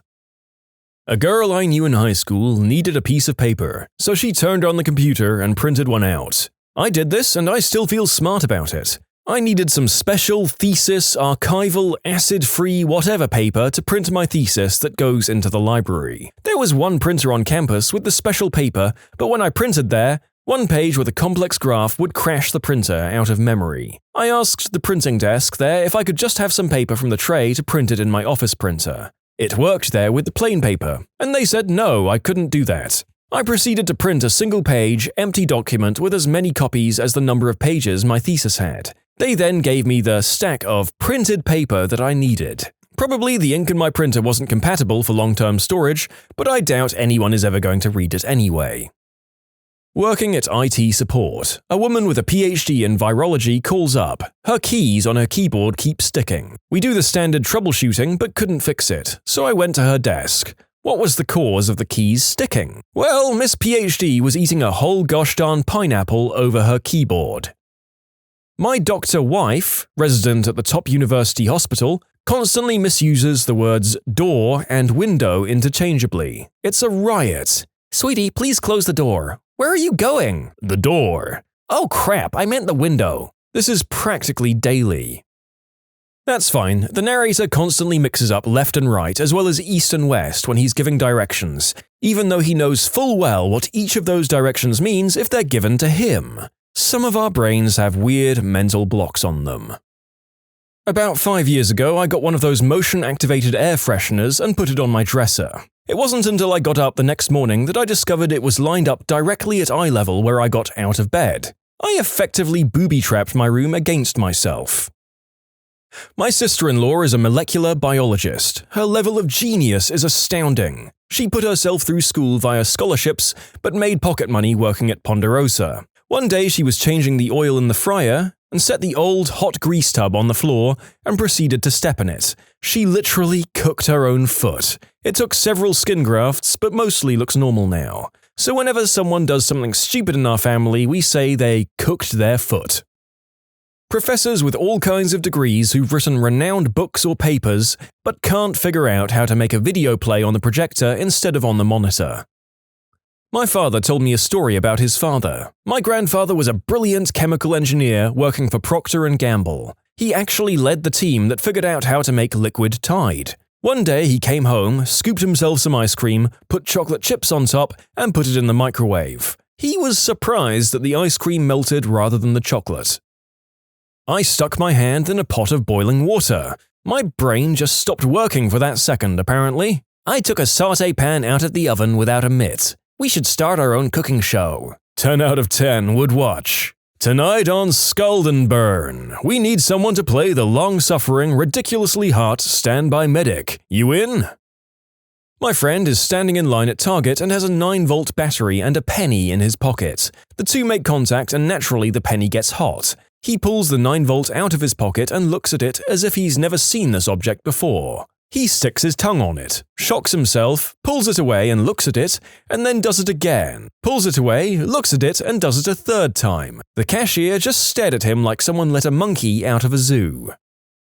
A lot of smart people I know are just terrible with money. I know people with 4.0 GPAs and high-paying jobs that are borderline bankrupt because they spend every dollar they have trying to keep up with the high rollers who run their company. Like, these are smart people, but incredibly insecure as well, and that's just a terrible combination. I made peanut butter cookies last night and I forgot to put in all of the dry ingredients. So you made peanut butter soup. My best friend has a genius-level IQ. He was in the top 10 of my graduating class and has nearly a 4.0 GPA studying chemical engineering. I once saw him look right down the barrel of a loaded shotgun. I did this with a champagne bottle I was trying to open. The cork popped, bounced off my forehead, and then ricocheted off the ceiling. I had a round welt on my forehead for a day or two. I'm not a genius. I did that as a best man at my buddy's wedding. Made the toast, got the bottle. Wait, how's this thing work? Never opened champagne before. Maybe I'll put it on the table and look down to see what the problem is. Bang! Mother fricker, right above my eye. Play it cool. Maybe no one saw. No, they all did. Well, I said no wedding is complete unless blood is spilled. Just didn't think it would be mine. You can submit your own stories to be featured here on the channel. The story submission link is in the description below. And if you want to listen to some vibey music in the background, check out easymode, also linked below, and subscribe. Well, my really smart wife married me, but I'll forgive her for that one. A friend of mine used a variant of this on his wife. While shopping for curtains, he said, "Well, since I clearly have better taste than you," and she interrupted, "You do not?" "Sure I do. I married you, and you married me." According to him, she just sort of flopped her jaw like a fish for a bit. He said it's the only time he's ever won an argument with her. Guys, he's been married for 15 plus years at this point. You do not pull this card after a month or even 10. My old lady of 7 years just finished up her master's in accounting. She roasted a chicken yesterday, and as the timer rang, I yelled to her to remember to use a hot pad to take the lid off the roaster pan. Because like the pan, the lid handle is hot. I get a sarcastic, "No duh," back from her. I watch from a mirror with a good angle of her, as she takes the pan out with 2 hot pads on the side handles of the pan. She then sets the pan on top of the stove, puts the hot pads back in the drawer, then grabs the handle on the lid of the pan. She burned her hand again, dropped the pot lid to the floor loudly, and then ran to the living room to see if I was laughing. I was. Dumbest smart person I know. I love her. I feel like I could have renamed this video "Stupid Things That People with High Academic Degrees Do," and it would have been nearly just as applicable, to be honest. I was going to bake cookies for my 20th year high school reunion, but I encountered a problem. I explained this problem to my fiancé, like so. I was going to make cookies for my reunion, but it ended up that I couldn't. Why? Well, your mum gave me that box of cookie cutters that has over 100 cookie cutters, and I was going to make cookies in the 9 and 5 shape for the class of 1995. It has 1 through 8, but no 9. At this point, he just stared at me because he thought I'd come to a realization on my own, which I hadn't, by the way. I said, "What? You just have to turn the number 6 upside down and it's a 9. A long, blank stare from me. The number 6 upside down is the number 9. You did realize that, didn't you? He cracked up when he figured out that I never realized this. I have a PhD. That's okay, my mom is a programmer for Boeing and she complained that her heated blanket was still too hot. Turns out the number 7 looks like an L upside down and she thought it was on the low setting. I have a relative, cousin of my aunt, who has a doctorate in engineering and made a ton of money in petroleum engineering. Yet, over the years, she sent a large fraction of it to Nigerian scammers. Even more interestingly, he started doing this before the internet, when they just sent snail mail letters to people, and has sent it to the same Nigerian family over the decades. His way of supporting Africa, I guess? But then, this person also didn't believe we landed on the moon or that the Holocaust happened, so there's that. A girl I went to high school with went to the same university as me. She was top 5 in our graduating class and hasn't gotten lower than a 3.8 in 2 years of college, including biochemistry and organic chemistry. One summer day we were out at a bonfire and she had a hood on because, and I quote, "Don't moon rays make you paler?" My grandfather has a PhD in computer science, one of the early ones. He was on the team that developed the fingerprint computer that ended the days of using a magnifying glass to match prints. The original computer now lives at the Smithsonian. It was snowing out and he said he was grilling steaks. I thought he was on the outside porch. I looked outside and he was not there. I found him in the basement using a huge gas grill. It took several minutes to explain to him why this was not a good idea. Mine was the stupidest thing I've ever done. It was pretty embarrassing. I was leaving my flat and I was talking to a girl on my uni course. As I got to the door to exit the building, I noticed someone outside and was going to let them come inside before I left. After about 6 or 7 seconds of me just standing there, the girl asked me what was up, and I told her that the person outside must have been having trouble getting inside. She then pointed out that it was my reflection. In conclusion, I'm as stupid as a dog. I also just blasted myself full in the face with some air freshener because I thought the nozzle was pointed the other way. I am now blind. My friend turned 20 one day, and we were talking about his birthday. I proceeded to comment, "Wow, you've been a teenager for 20 years. Yeah, my friends don't let me live that one down. I told my sister, who was turning 25, that she was halfway to 30. Spent an incredible amount of time and effort nervously trying to figure out why an almost new and very expensive oscilloscope won't turn on. The reason was that someone had toggled the switch on one of the built-in power strips on the lab bench to off. We were getting ready for dinner one night and we were kind of in a rush to get it done. Whatever we were making, it required bread. Well, the only bread we had was frozen at the time, so we had to quickly defrost it. So my mother randomly yelled for my oldest brother, who happens to be the smartest out of all of us, to go get it from the freezer and bring it to the kitchen. He delivered the frozen bread to the kitchen and our mum had our hands full. So she told him, "Take the bread tie off and put it in the microwave." So he takes the tie off and puts the tie in the microwave and sets it to defrost. Not even 30 seconds later, he starts saying, Mum, the bread tie's on fire." Turns out my brother thought "it" meant the bread tie and not the frozen loaf of bread. In conclusion, smart brother put bread tie in the microwave to defrost and it caught on fire. That man did exactly what his mother told him to do and is beyond reproach. In a military court of tribunal, he would be 100% exonerated and I won't hear a bad word against him. My friend Kevin went to Caltech and works for JPL. He's an actual rocket scientist, literally one of the smartest people I can think of. When we were in our early 20s, he had to take his brand new Honda Civic back to the dealership after 2 weeks of ownership because he filled it with diesel. Afterwards, I asked him, "Isn't the diesel nozzle incompatible with the standard gas tanks?" His response was, "It's not. It wasn't easy, but I made it work." My friend is a geneticist, smart guy all around. A few months ago, he spent 10 minutes trying to push open the door in his kitchen, and eventually his hand just went through it, and he gashed his arm and ended up getting a bunch of stitches. If he had pulled the door instead, it would have opened. I travel a lot for work, and I'm going to London later this month. One of my girlfriend's best friends is an NICU nurse, saving the lives of premature babies every day, and has forgotten more about biology and anatomy than I've ever known. She asked what language they speak in London and if I was going to visit the Eiffel Tower if I got some free time. This one is about me. I'm a senior in engineering, being paid to do some fancy research that we hope will easily eradicate third world diseases. My dad has always managed my finances and never really taught me much. I just got a credit card and had a $500 limit. Spent $492 in a month and got confused when during the next calendar month, after the statement, my credit card was still being declined. I thought the limit reset every month regardless of if you paid your balance. It just made sense to me. When I called my dad asking why my credit card hadn't reset yet, he laughed at me for a solid hour and told all his business partners. I laughed it off as being an engineer and not a finance person like him, but my lack of real-world experience with economics or money is also sad. I'm a living case of why we should have useful life skills classes in high school. This girl I was kind of seeing at the time asked me if I wanted to watch a movie, so we go up to her room and she popped in Elf. She turned to me and asked, "Wait, can you watch this movie since you're Jewish?" She has a 4.0 GPA and is going to law school next year. Also, when I eventually told her I was a virgin, she asked me if I had ever had a stiffy. I was 19.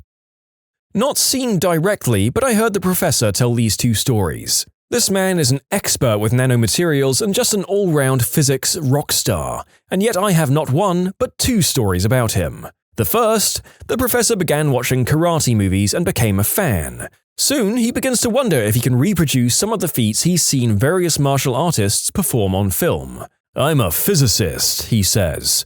"I can do this." So he gets a stack of a few cinder blocks and tries to break them with his fist. He shattered almost every bone in his hand. The second story, once his home's water heater stopped heating water. "I'm a physicist," he says again. "I can do this." After all, he reasons, the water heater is just a really big resistor submerged in a tank of water with some plumbing attached to it all. Why not repair it himself? The basement cleanup cost him a few $1,000s plus the cost of a new water heater and professional installation. I work in a hospital with some of the most talented neurosurgeons on the West Coast. These are the folks that are flown out to Johns Hopkins, Columbia University, or India and China to give presentations to the world's best in the medical field. Many of them still type with just their index fingers. They can't spell for crap, and this is just a regular thing with doctors. One of them couldn't figure out how to open his coffee. You just pull out the stirrer that doubles as the plug to keep your coffee warm and prevent spills. He eventually just gave up and took the lid off. Weekly scheduling issues when they want to get a friend's family in next week when they're booked for 6 months out. "Sorry, doctor, you're booked out. If you wanted to have complete control over your schedule, you should have gone for more money in at a for-profit hospital. That's why your friends can do it at their hospital. This is a public hospital. No one jumps the line because they're richer or have the hookup." Almost half of them don't even know how to really use a computer for anything more than Facebook. Their assistants handle everything. These are usually the over 50 crowd, and most of the younger surgeons don't have this issue. I'm always impressed at how many doctors are incredibly unhealthy in their habits. Most of them smoke, do substances, wolf down double bacon cheeseburgers twice a day, rarely exercise, and hardly even go to their own doctor. We had one orthopedist, highly respected and very talented, park in a handicap spot because he thought that symbol applied to him because he treats all the people in the wheelchairs. I'd much prefer to think he was being a selfish prick, he's actually a nice guy, and was feigning being dumb to get a nice parking spot. We didn't push the issue. The thing is, he has his own reserved parking spot. What's the most ridiculous thing you've seen in court? So, I was the intern for a judge. Most of his cases were related to substances, DUI, or working girls. One day, a woman is brought up from jail for a hearing, substance-related. She's a regular in the courtroom and is in one of the substance dependency programs. The judge asked, "Tell me what happened." "Well, I was leaving the methadone clinic and this guy asked if I wanted some fire-ass dope." He asked what? "If I wanted some fire-ass dope." A lawyer whispers to her. "Some fire-ass dope?" asked the judge. "Yes, Your Honor, some fire-ass dope." From here, it turned into something very comparable to the Super Troopers' littering and moment, while we all tried to avoid laughing. Skipping ahead, "I take it you used it and that's why you're here." "I did, and it was damn good." I was installing furniture and equipment in a courthouse office. I'm walking into the building with all of my tools, waiting in line to be cleared by security. The man in front of me steps up to the metal detectors and grabs one of the baskets you use to empty your pockets. Into said basket, the man places his watch, his necklace, wallet, keys, cell phone, bag of green herb, and a gat. He then casually walks through the metal detector and looks back to the officer to get his belongings. The 3 officers and several people standing around are stunned. After a few seconds, the officer with the basket says, "Put your hands behind your back?" The guy didn't fight them, he just refused to believe he had done anything wrong. He was there for a substance-related offense. I was locked up in a county jail for probation violation. They let inmates out at midnight on their release date, and they have to check out at the window by the holding cell I was in at the time to get their belongings. So an inmate walks up to the window to acquire his street clothes and gets the okay to go into the bathroom and change into them. Naturally comes back to the window to sign his paperwork and be on his way. Nope, he digs into his pocket and a joint falls onto the ground. A deputy was called in, patted him down, and put him in handcuffs and took him away. These are the same deputies who missed my car keys in my pocket when patting me down a day prior. I could only imagine how that guy must have felt.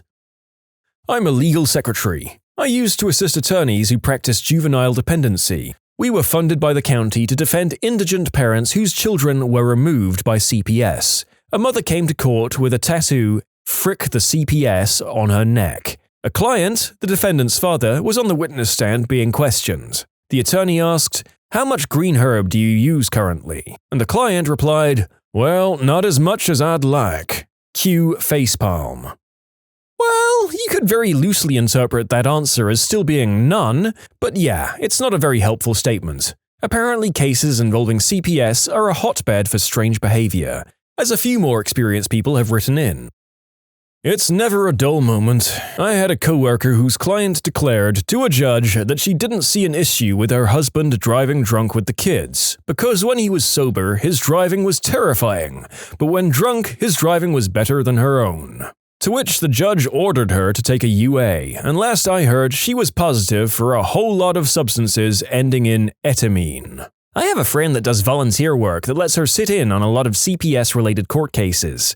She said the best one was when a birth mother, who got her daughter taken away due to her being a smack addict, argued that she was a better fit than the woman hoping to adopt the girl because I breastfed her for 18 months, and I read an article that says kids bond with their mother when they're breastfed. During my court reporting internship, I met a really nice bailiff.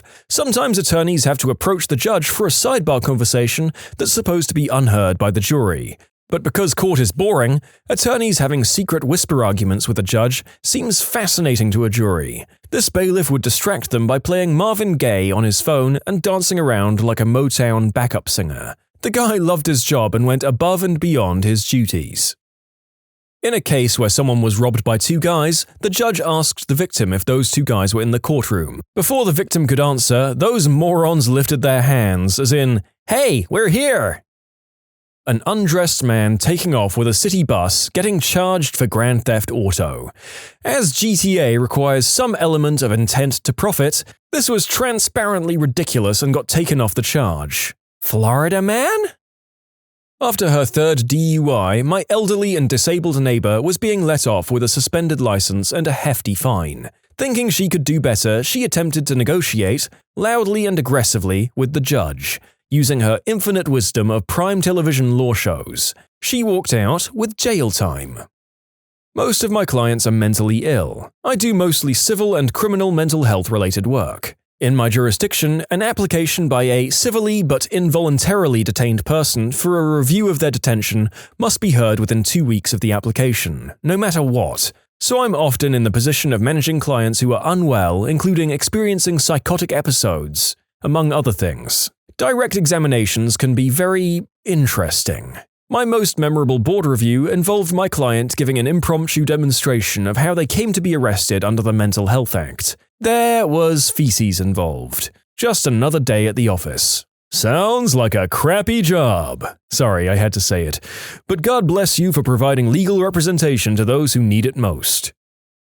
A defense attorney was tased and tackled by federal marshals after the acquittal of his client. He had been insufferable for the entire trial and threw a fit when the marshals tried to bring his client into custody. Although his client had been acquitted in that trial, he was awaiting trial for a separate crime in another state. Thus, he was supposed to be taken into custody and transferred. His attorney shouted at the judge and tried to block the marshals from accessing his client, and ended up getting tased in the process. His conduct during the trial had been outrageous.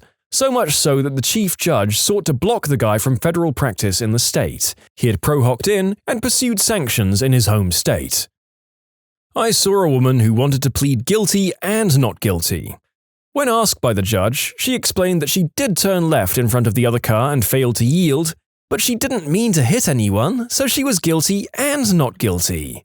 In the matter of the state versus the woman on the plead guilty and not guilty, we the jury find the defendant no. Schrodinger's mom. I was there to contest a $250 ticket, which was issued in error when the cop ticketed everyone in one lot for parking illegally on private property. Mine was the only car actually allowed to be there. So the guy who went up before me had been ticketed for parking illegally in front of a handicap-only meter, which has a red top in DC. He had brought pictures to show that there were no signs near where he had parked to indicate that red top meters are exclusively for handicap use. He lived in Maryland, he said, and was not aware of that DC law. Since there were no signs, he argued that he couldn't have known. From what the judge was saying, it seemed like he was about to excuse the ticket, when the guy, I can only guess thinking that this would somehow help him, threw in that he was in the Maryland Police Department, and as such, he was a very upstanding citizen who would never break the law knowingly. The judge immediately ordered him to pay the full ticket amount and advised that since he was a DC cop, he should probably make sure to familiarize himself with the laws he was supposed to enforce. I wonder if anyone's ever accidentally discharged a weapon in a civilian space, and then tried to get off the charges by saying, "It's okay, I'm in the army and it was a mistake this time." Same energy.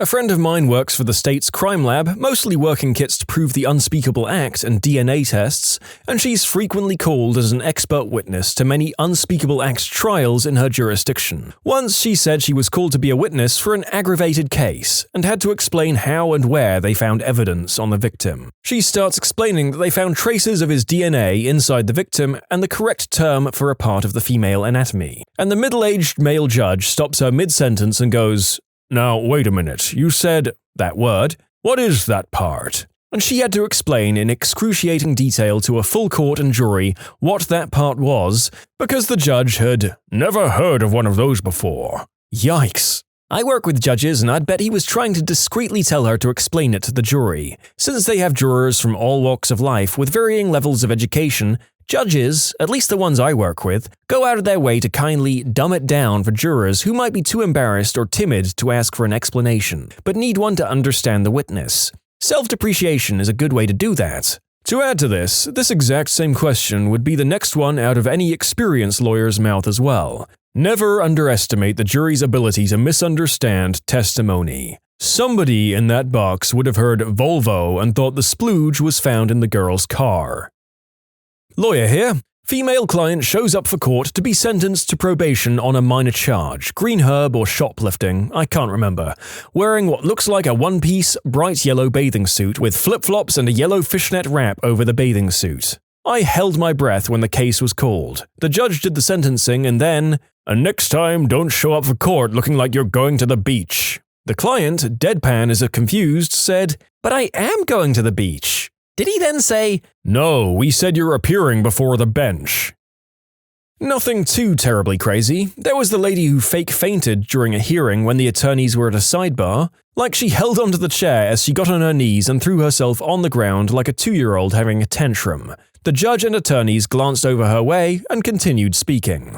Then there was the time I told my client we would lose about 11 billion times, but she still insisted on going to trial. And shocker, we lost. So when I took the group around the corner to tell them the news, she started sobbing and slid down the wall all dramatic, while her new guy threatened to beat up the other party. At a restraining order hearing, some guy decided it would be a good idea to threaten to kill his wife in the hallway. My client heard about it and told me. I told the bailiff and left. Apparently the bailiff told the judge. The guy was immediately handcuffed and thrown in a holding cell, and I was called back to court about it. Apparently he didn't really mean to threaten to kill her. All that bravado went away real quick once steel cuffs hit his wrist. The first appearance in criminal court, the bailiff missed the wooden block while using the gavel, and shattered the glass covering the tabletop. We had to stop the hearings and used file folders to sweep up all of these chunks of glass before a defendant cut themselves or smuggled some glass into the jail. That bailiff was teased about breaking the glass for years. And another story I heard but didn't witness, a criminal hearing. The victim's father jumps across the barrier to attack the defendant. Bailiff jumps in and the judge can't see what's happening, so he pulls out his personal piece. All attention immediately goes toward the bench, with the judge standing there packing heat. I believe bailiffs took the judge's gat and got control over the father and defendant. Unsurprisingly, someone ran against the judge in the next election and won. Most other people just say ridiculous things rather than doing ridiculous things. You can submit your own stories to be featured here on the channel. The story submission link is in the description below. And if you want to listen to some vibey music in the background, check out easymode, also linked below, and subscribe.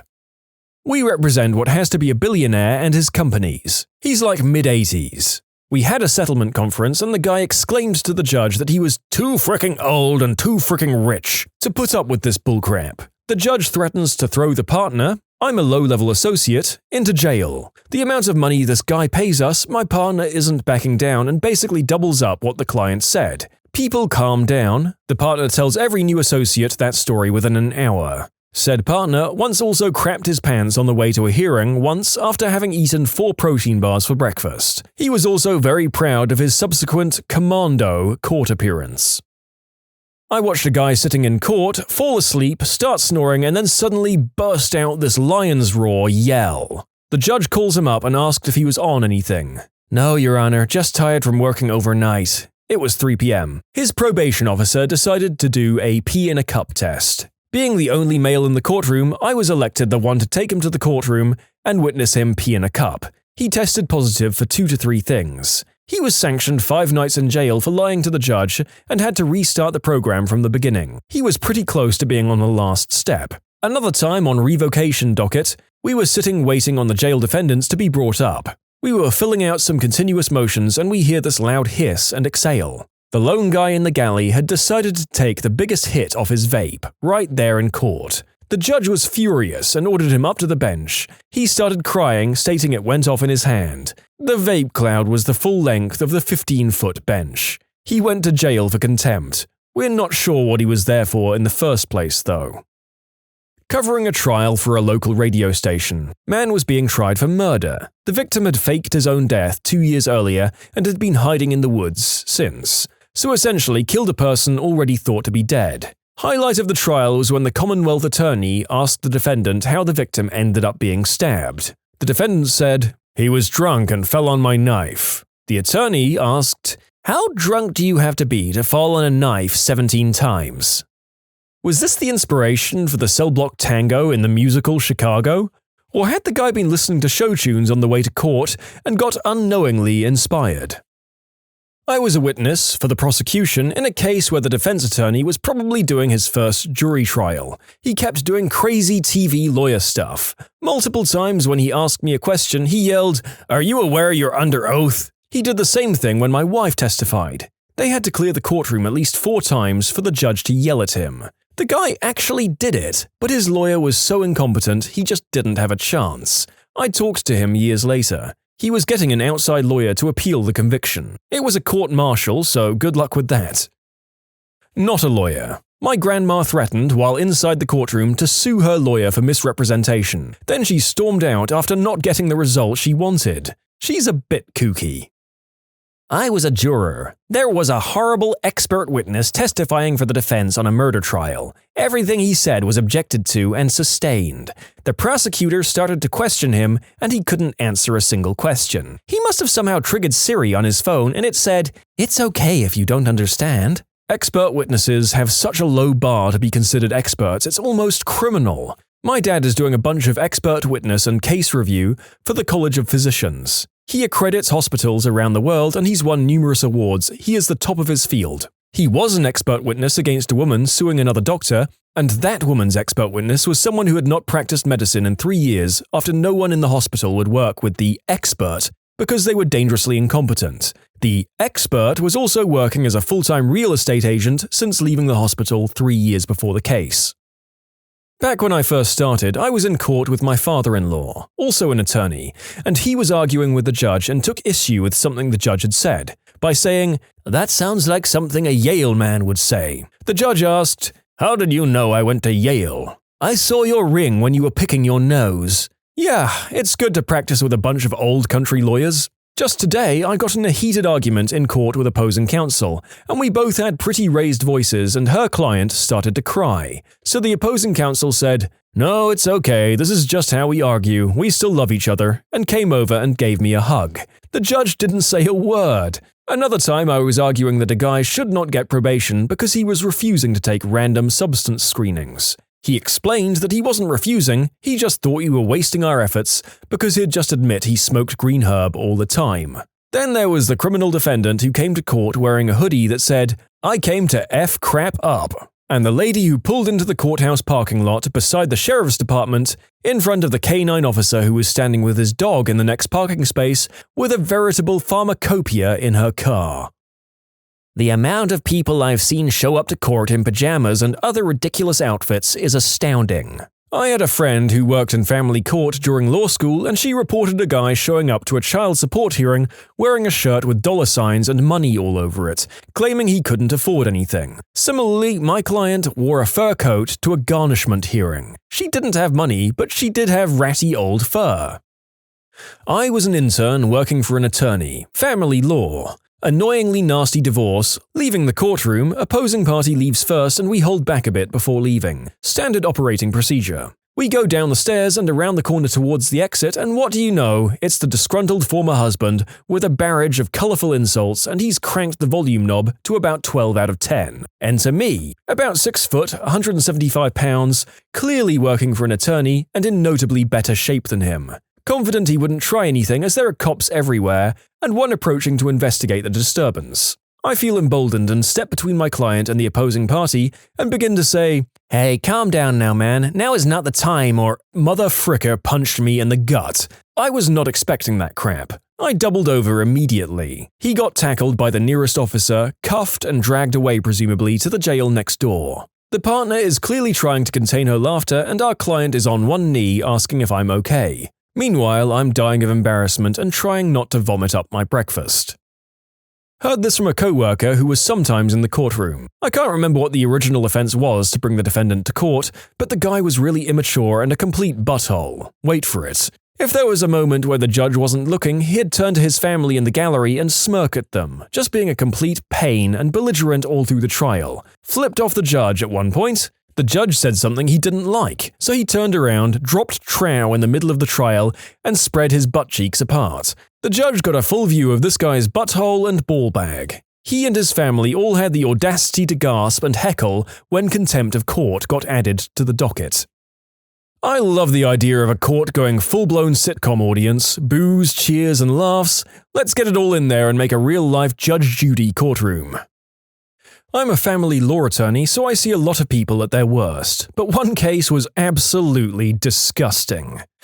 I originally started out taking some pro bono cases, where the courts specifically linked attorneys up with people with disabilities who could not afford attorneys. Generally, these people were very nice, and I enjoyed working with them to get them the help they needed. But this woman, she was one complete piece of garbage. I didn't generally get much information prior to meeting with these clients, and so I went into most initial meetings blind. When I walked into the room, I was initially confused, because the woman didn't look like she applied to the program. She had the Michael Kors purse, an Apple Watch, and a Burberry trench coat. Keep in mind that one of the major factors for getting my help was intransigence.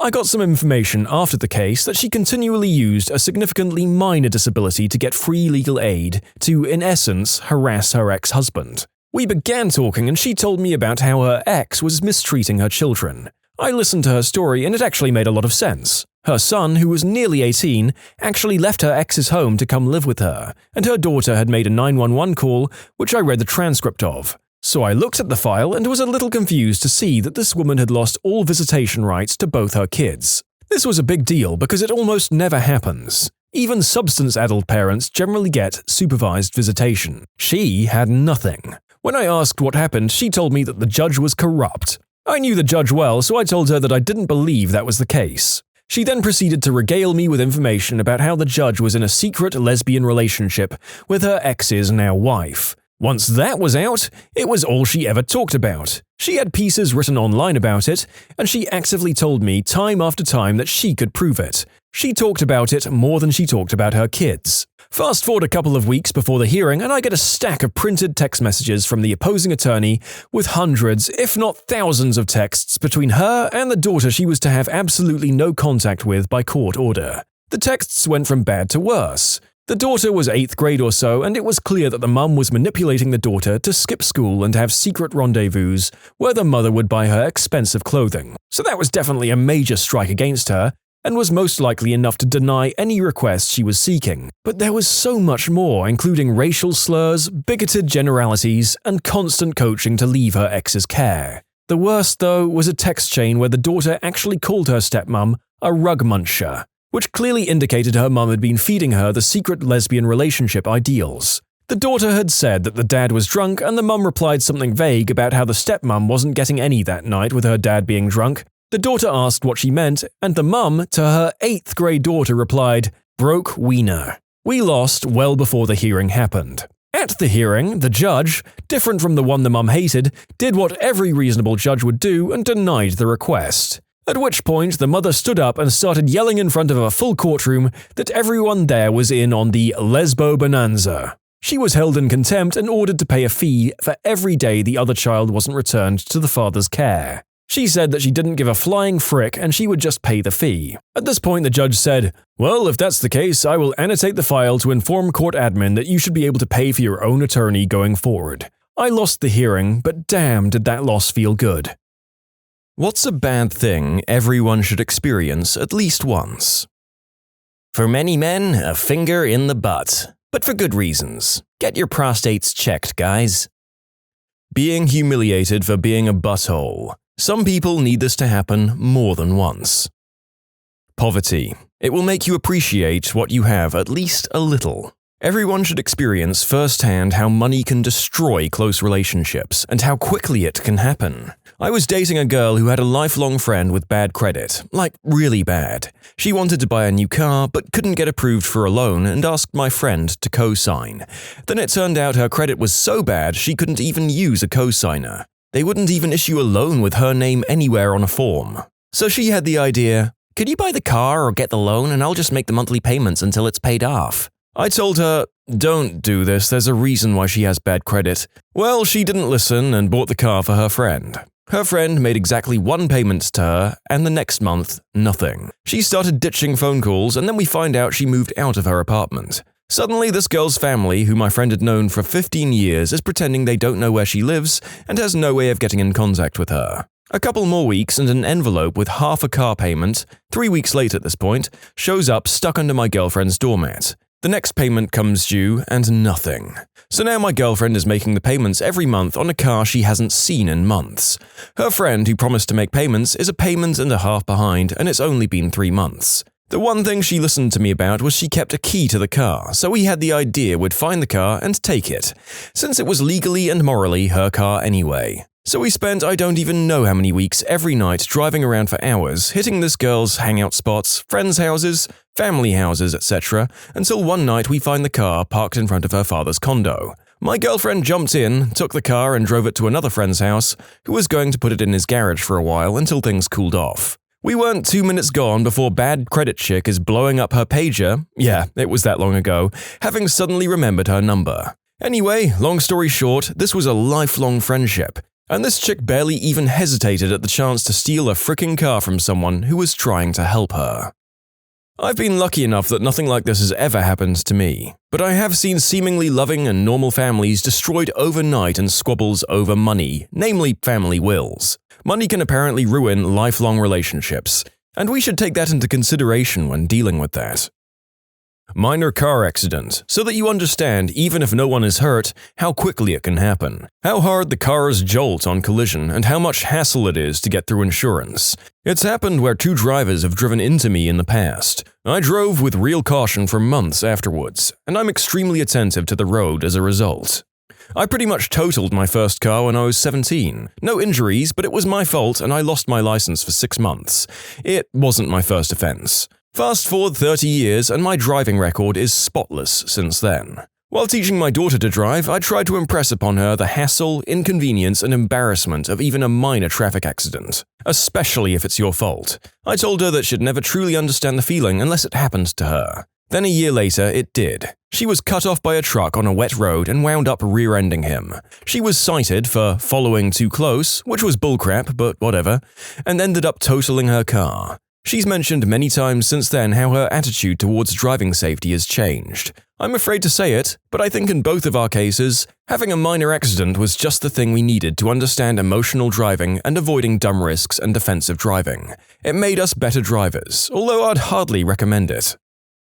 I think it's important to get used or ripped off once by a supposed friend.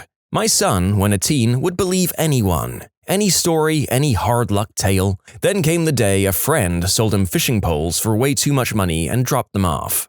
They didn't have any reels on them. My son was so hurt and teed off. I felt bad for him, but he never forgot the lesson. Be careful who you call a friend.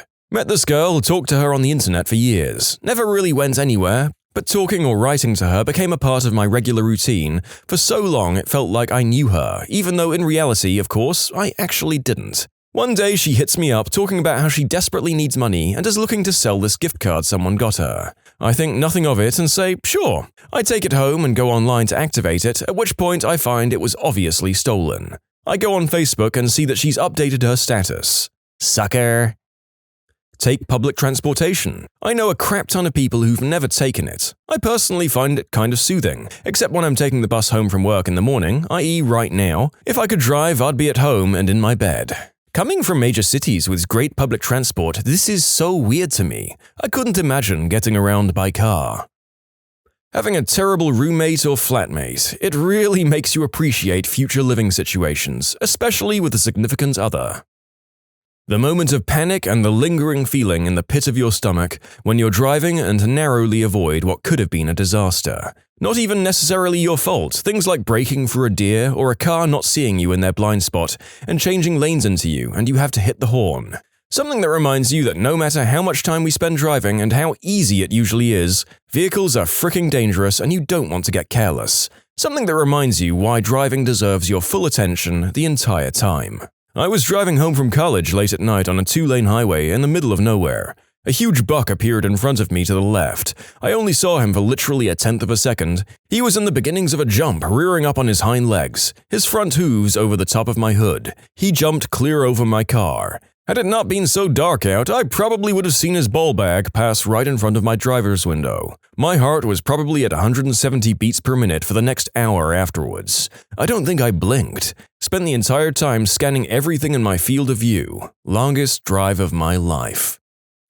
Being humiliated for behaving like a jerk. Some people need this to happen more than once. Agreed. That moment of self-awareness when you realize, no, you're not being funny, or the other person isn't in the wrong, but you are being a jerk, that's humbling. You learn to be a better person from the experience. Unless someone actually is a jerk, then they just double down and assume everyone else is the jerk. When Borders was closing, they didn't allow returns. This was on numerous giant banners all over the store, so it's not like they were hiding it. There was a long line checking out, and this guy was yelling at the clerk about a $3 CD and moaning about why he couldn't return it if he didn't like it. A normal jerk, whatever. Then he goes, "This is why you people are losing your jobs. You don't know how to keep the customers happy." And several people yelled and chewed him out so badly he dropped his crap and left. Seriously, what the frick, man? I hope I actually helped with that one.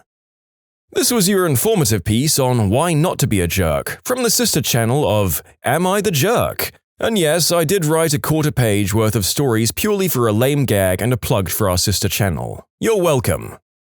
Working in retail and/or fast food service. Working those jobs really changes your perspective on what's an appropriate way to behave in those environments, and shows you that many people have no idea how to behave appropriately in them. Cashier and bagger here, you have no idea just how rude, lazy, inconsiderate, nasty, and just downright mean people can be until you work in a customer service job. It really makes you appreciate genuinely nice people a whole lot more, and shows you just how many people aren't raised right. I can tell stories for days about the crap I see on a daily basis. For example, one time I had a lady complain to my office manager, co-manager, and store manager, I was on a register that day, saying that my customer service was awful and that someone should have trained me better. All because she didn't have enough money to pay for her stuff, so I had to decline her. Luckily, 2 of them saw the whole thing and politely told the lady that she was a moron and I'd done nothing wrong. The next customer in line also saw the whole thing and told them, my managers, that I was the sweetest cashier at the store. Being sick and having someone take care of you teaches you how to take care of others when they're down and the efforts and sacrifices you make. Also, being sick away from home, i.e. no one to take care of you. Once you've lain in a bed sick as a dog all alone, you appreciate everyone who's there for you. A relationship with a superficial or pretentious person. It makes you appreciate humble people even more. My first girlfriend was so standoffish, unaffectionate, and just plain rude. We were together for a year before we stopped talking to each other. At the time, I thought that was just what a relationship was, until I met my second girlfriend, who was so incredibly charming, warm, and affectionate. I didn't consider the first relationship as a waste of a year because it made me appreciate my second one so much more. Indifference from complete strangers when you're in a time of need. It seems oddly specific, but can really be translated in many settings, from being stranded and trying to hitchhike home to begging for money for your next meal. Given some time, you realize that a lot of people are real Fs. A lot of them are simply ignoring you completely, and some will go far out of their way to help.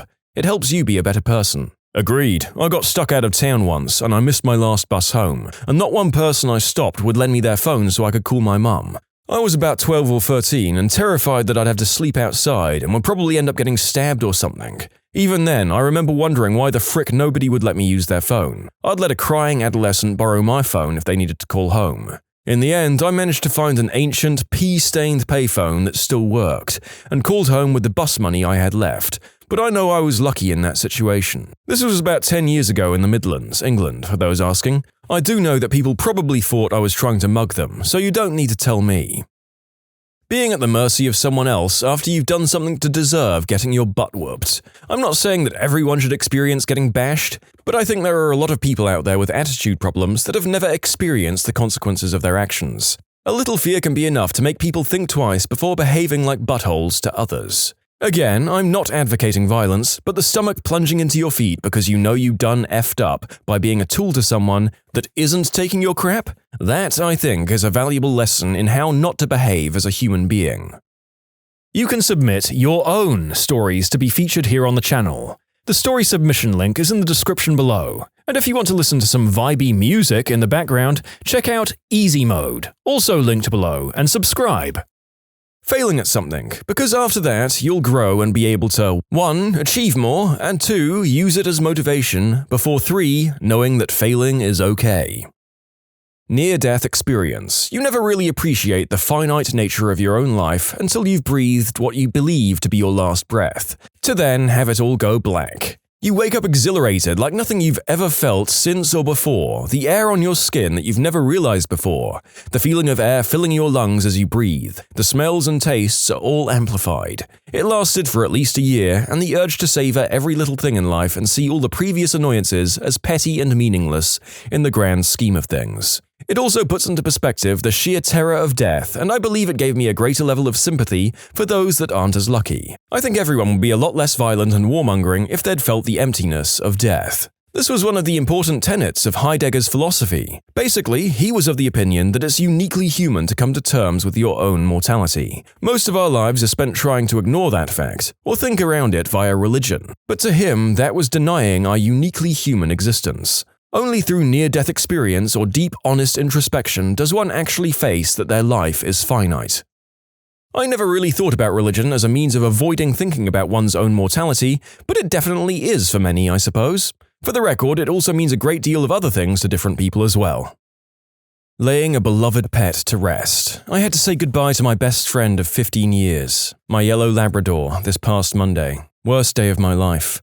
I don't know if I can ever have another dog, as they'll never measure up to him, and I never want to go through this again. He slept by my bedside every night, and every night I'd reach down to him and pet him before going to sleep.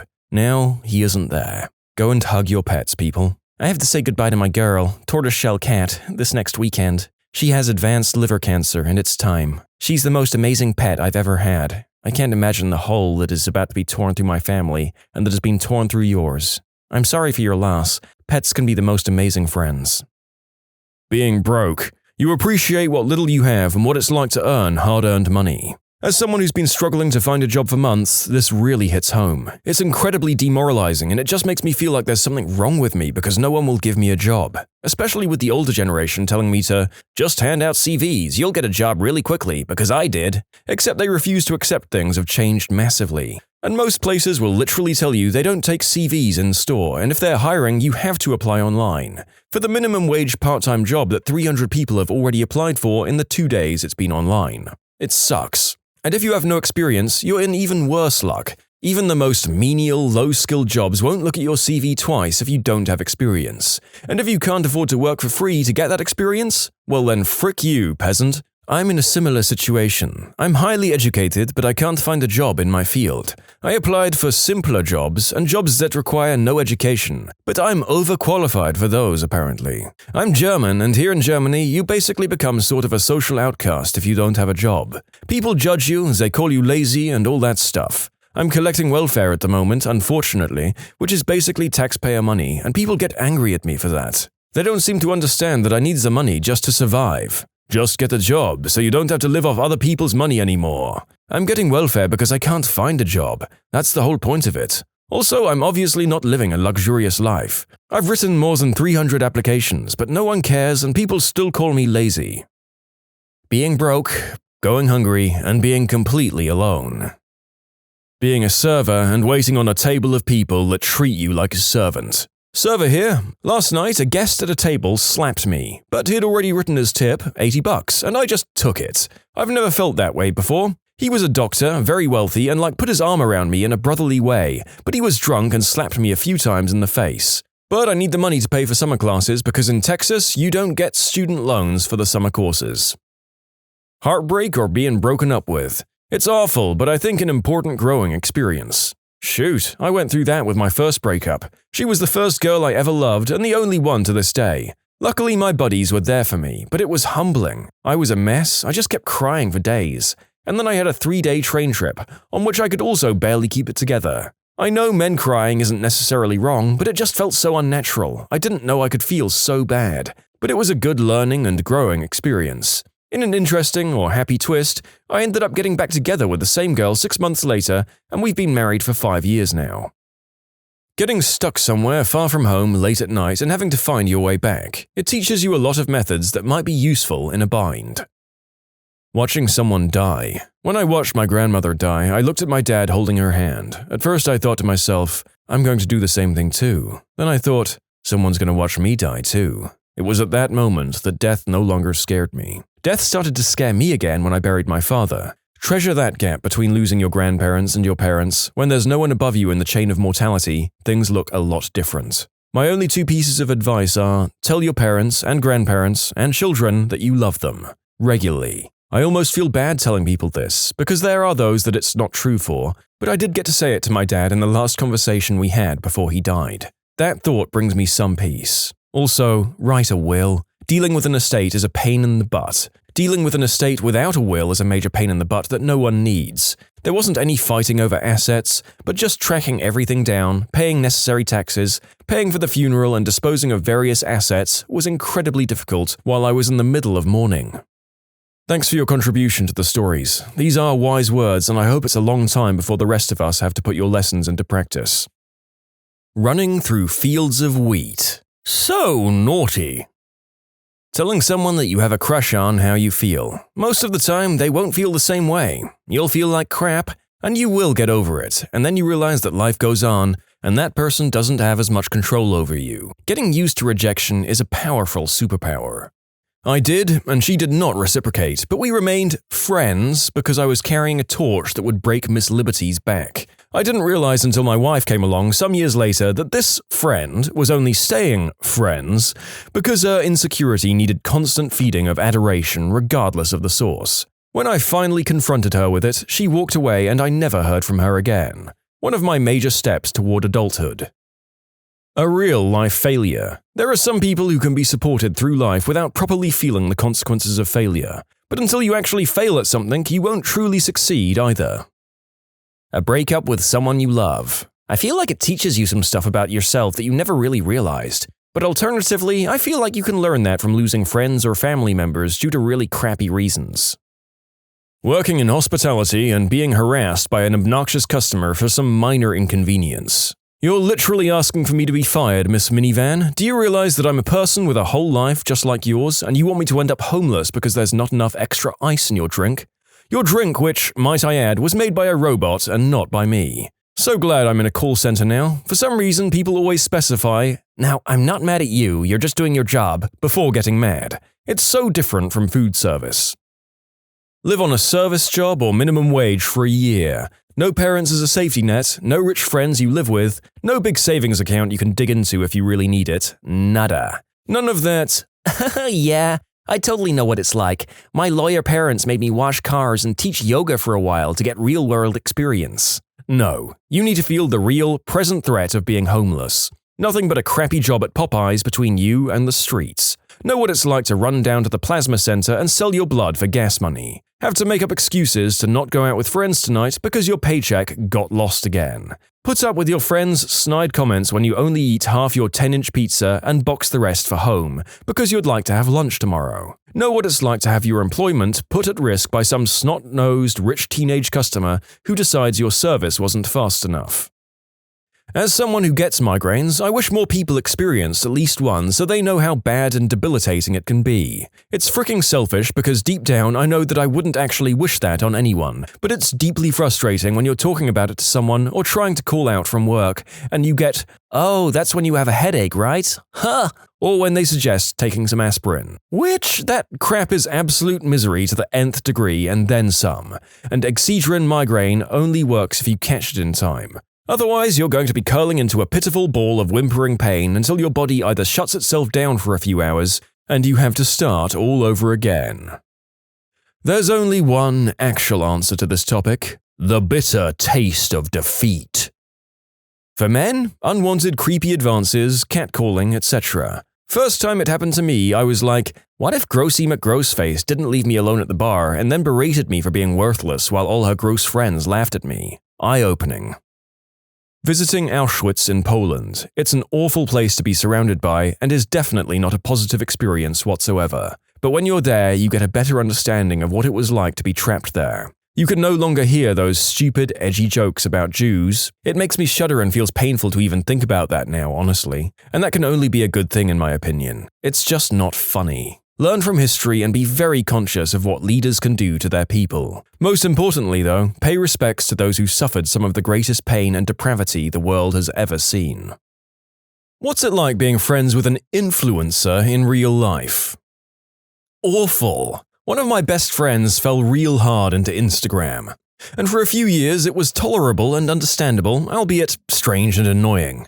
Everything needed to be documented in specific ways, so lots and lots of photos, even if it took away from the moment. But the strange part was how, when it happened, she'd share things, and the captions always told a slightly different story than what actually happened. Like, just off enough for me and my other friends to say, huh, that has a weird quality to it. Fast forward a couple of years, and she gets engaged. Boom! This was the catalyst for the worst of the influencer mentality to come out. I was in the bridal party, and it was a nightmare. No gratitude, just demands. Demands for expensive trips and expensive parties, and all kinds of things that were above and beyond the means of her closest friends. And all the demands were because she had a following and had certain expectations to meet.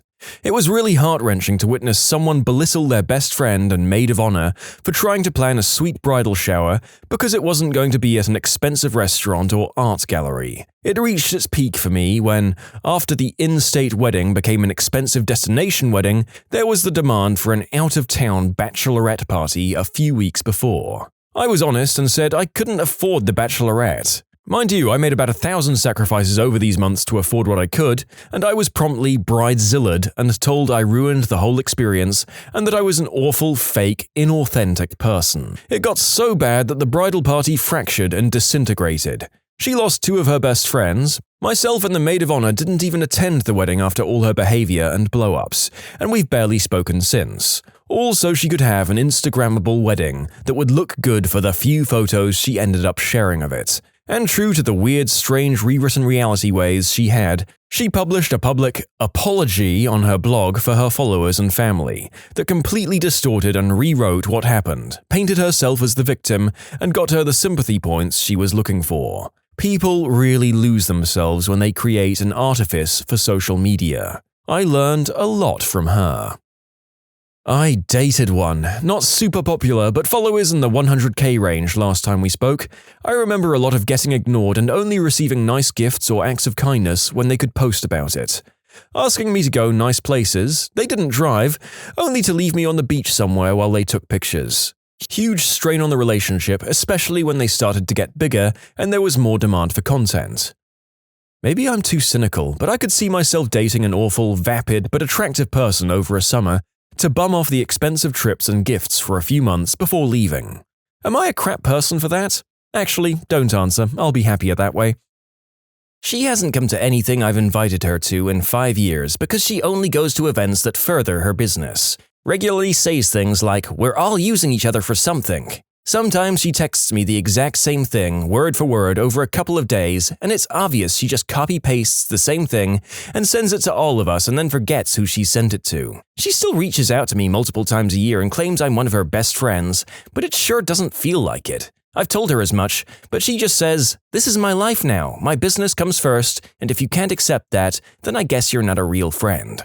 I worked with YouTube influencers in my last job with an agency that paired sponsors with these celebrities. I basically did the grunt work like insuring hotels, plane tickets, getting coffee, running errands, and meeting with the talent to ensure they were where they needed to be, like events, conferences, trade shows, parties, or whatever. Over time, you make friends with others who are in those positions, especially when you're running errands for some entitled pseudo-celebrity. The nicest YouTubers were the animators, always calm and understanding. The worst were the family vloggers. I've met all the big ones, and I never met one that wasn't a completely different person off camera. The kids are always spoiled, and no one disciplines them, so they're running around breaking things or acting like idiots. And no one can yell at them lest their influencer parents find out. A close second is makeup YouTubers. Pretty mundane, honestly. My friend is conventionally attractive, and if you look at her social media, you'd think she were a supermodel millionaire who goes on tons of trips. She's actually chronically unemployed and has an income of less than 10k a year. Her boyfriend makes about 60k, which is enough to afford them a very nice 3.5-bedroom apartment, and she has tons of props she uses to make each room look different from day to day, so it seems like she's always in a new, exotic place. They take 2 trips a year to fun, tropical places in which she takes many photos and posts them as different places throughout the year. She's very kind, considerate, and a sparkling personality, but whenever we hang out, I tend to be a shoulder to cry on as she laments about her lack of success in life. It's quite sad, honestly, but with her creativity and personality, I think she'll achieve her dreams eventually. This is the most wholesome response I've seen in this post so far, yet it still manages to be sad. If anything, because she's actually a nice person, like you say, that actually makes it sadder than other responses I've read. It's annoying as frick. One of my buddies is constantly filming everything we do and posting it. It's to the point where people walk up to me on the street and ask me about him because they've seen me in his posts. I have no idea who they are. It dominates everything he does and has severely impacted his personal relationships. He can't keep a girlfriend, and it's clearly related to this obsession of his. He does occasionally get some cool stuff out of it, though. After pretty much kicking him out of my life because I don't want to be continually posted online, we come to an understanding that when he's about to take a pic or video, he hands me the phone so I'm not in the shot. That works okay for me. Friends with a high-profile athlete who's pretty popular on Insta. He's always on the phone and never lives in the moment. If we're doing anything fun, well, it basically didn't happen unless the world knows about it. It's just annoying. I can't imagine living for the approval or satisfaction of others. This was my ex-girlfriend. I couldn't eat before she took a dozen pictures. We went hiking and had to turn around less than a mile in, since she spent an hour taking photos and posting videos. Service connection wasn't good enough, so we went to the trail ahead. She had to post, or else people are gonna think I'm broke or depressed and they need to know I'm traveling. She lived her life through her phone. I post travel photos and have about 200 followers, 200, not 2,000 or higher. My friend somehow thought that was influencer status and decided to copy me. Except she quit her job so she could travel more and grow her brand. In 2020, she lost her apartment, her car, and still hasn't found a job, but calls herself a professional influencer all the same. Professional influencer? Jesus fricking Christ. I know a wannabe influencer. She'll reply to her own posts from her husband's account praising herself. Then she'll reply to those posts as herself thanking him. It's hilarious, like Inception for Facebook. Apparently, this is not uncommon. I frequent a gossip blog that has a handful of crackpot commenters who, savvier members claim, have created multiple accounts to start drama and argue with themselves and others. The same individual has been accused of this multiple times, and the accusers seem pretty positive about it. It's a major disruption and a pain in the butt for those of us who just go there to read the blind items and guess the celebrity talk or some standard trash. At one point, the site master had to rejigger the whole site to implement a new commenting platform so we could self-regulate. It's a shame we lost almost 10 years of historical comments with accurate, juicy details as a result. Hey, don't judge me, we all have our weird little communities, right? Ugh, fabricating workplace drama with yourself? That's enough internet for the human race, I think. Let's burn it all down. Oh wait, I need it for my job. Damn it! Anyone want to buy cassette tapes of these videos from me via snail mail instead? To be honest, it's really crap to be friends with one. I feel like I've been completely forgotten about and like I don't matter anymore. I think that's just some weird misguided jealousy, but it still hurts because I miss talking to my friend. Depending on how far down the narcissism hole you think your friend has gone versus how normal they still are, it could be worthwhile having a chat about it or sending a brief text like, "Hey, hope you're rocking your online life. I miss chilling like we used to, and I'd love to hang out off the grid sometime. Let me know if you're down." But I don't know, that could be too cringe. I mean, I threw up a little at the rocking your online life part, but it is great advice, for most of these posts actually. Sad. In the beginning, they started because they got offers from brands because they were so popular on Instagram, and it was a lot of fun for them. Now they don't ever post pictures or videos without a filter. Rarely ever like a picture on the first try, and don't you dare post any pictures of them without getting their approval for it. Imagine trying to get a group picture with all of your friends for your birthday, but having to take almost 100 shots to get that one of your influencer friend that they're happy with. Also, in the beginning, I would like and comment on all of their posts, but now that's not enough. They expect me to message it to others, share it on my stories and my page, something about the new algorithms and likes not being important anymore. I hate posting stuff to my page, but I do it anyway to be supportive. It's so tiring. They do get free things sometimes though, that they sometimes share with me. Not worth it in my opinion. My cousin is a wannabe influencer. She kept denying family photos at a birthday party, so her mum told her just not to be in pictures anymore. Haha, idiot got a reality check. So incredibly annoying. I actually ended up cutting her off because everything had to be a photo opportunity. We could never just go out to lunch or see a movie without it turning into a photo shoot. She never did anything with our friend group unless it was aesthetic. And even then, she was so focused on getting us to take photos that A, she didn't get to enjoy the activity, and B, it started bringing everyone else down because they couldn't participate either. And this sounds so petty, but she could never just show up in a t-shirt and leggings. Because photos, obviously.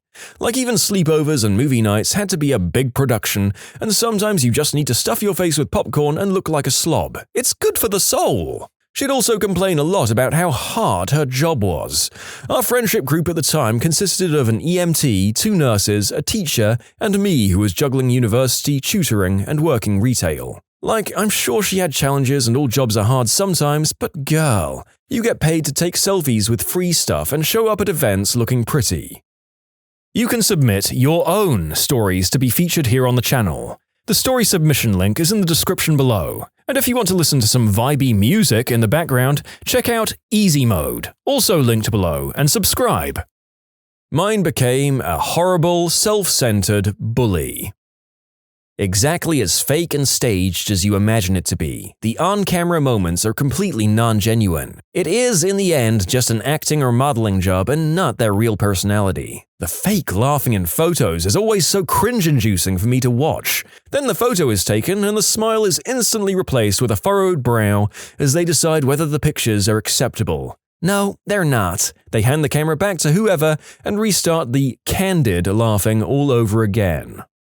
I sold my place to one a while ago, one of those newly green, sustainable body positivity types. Pretty much everything about what this person projects as a social media image is as fake as it turned out. It was quite a sobering experience.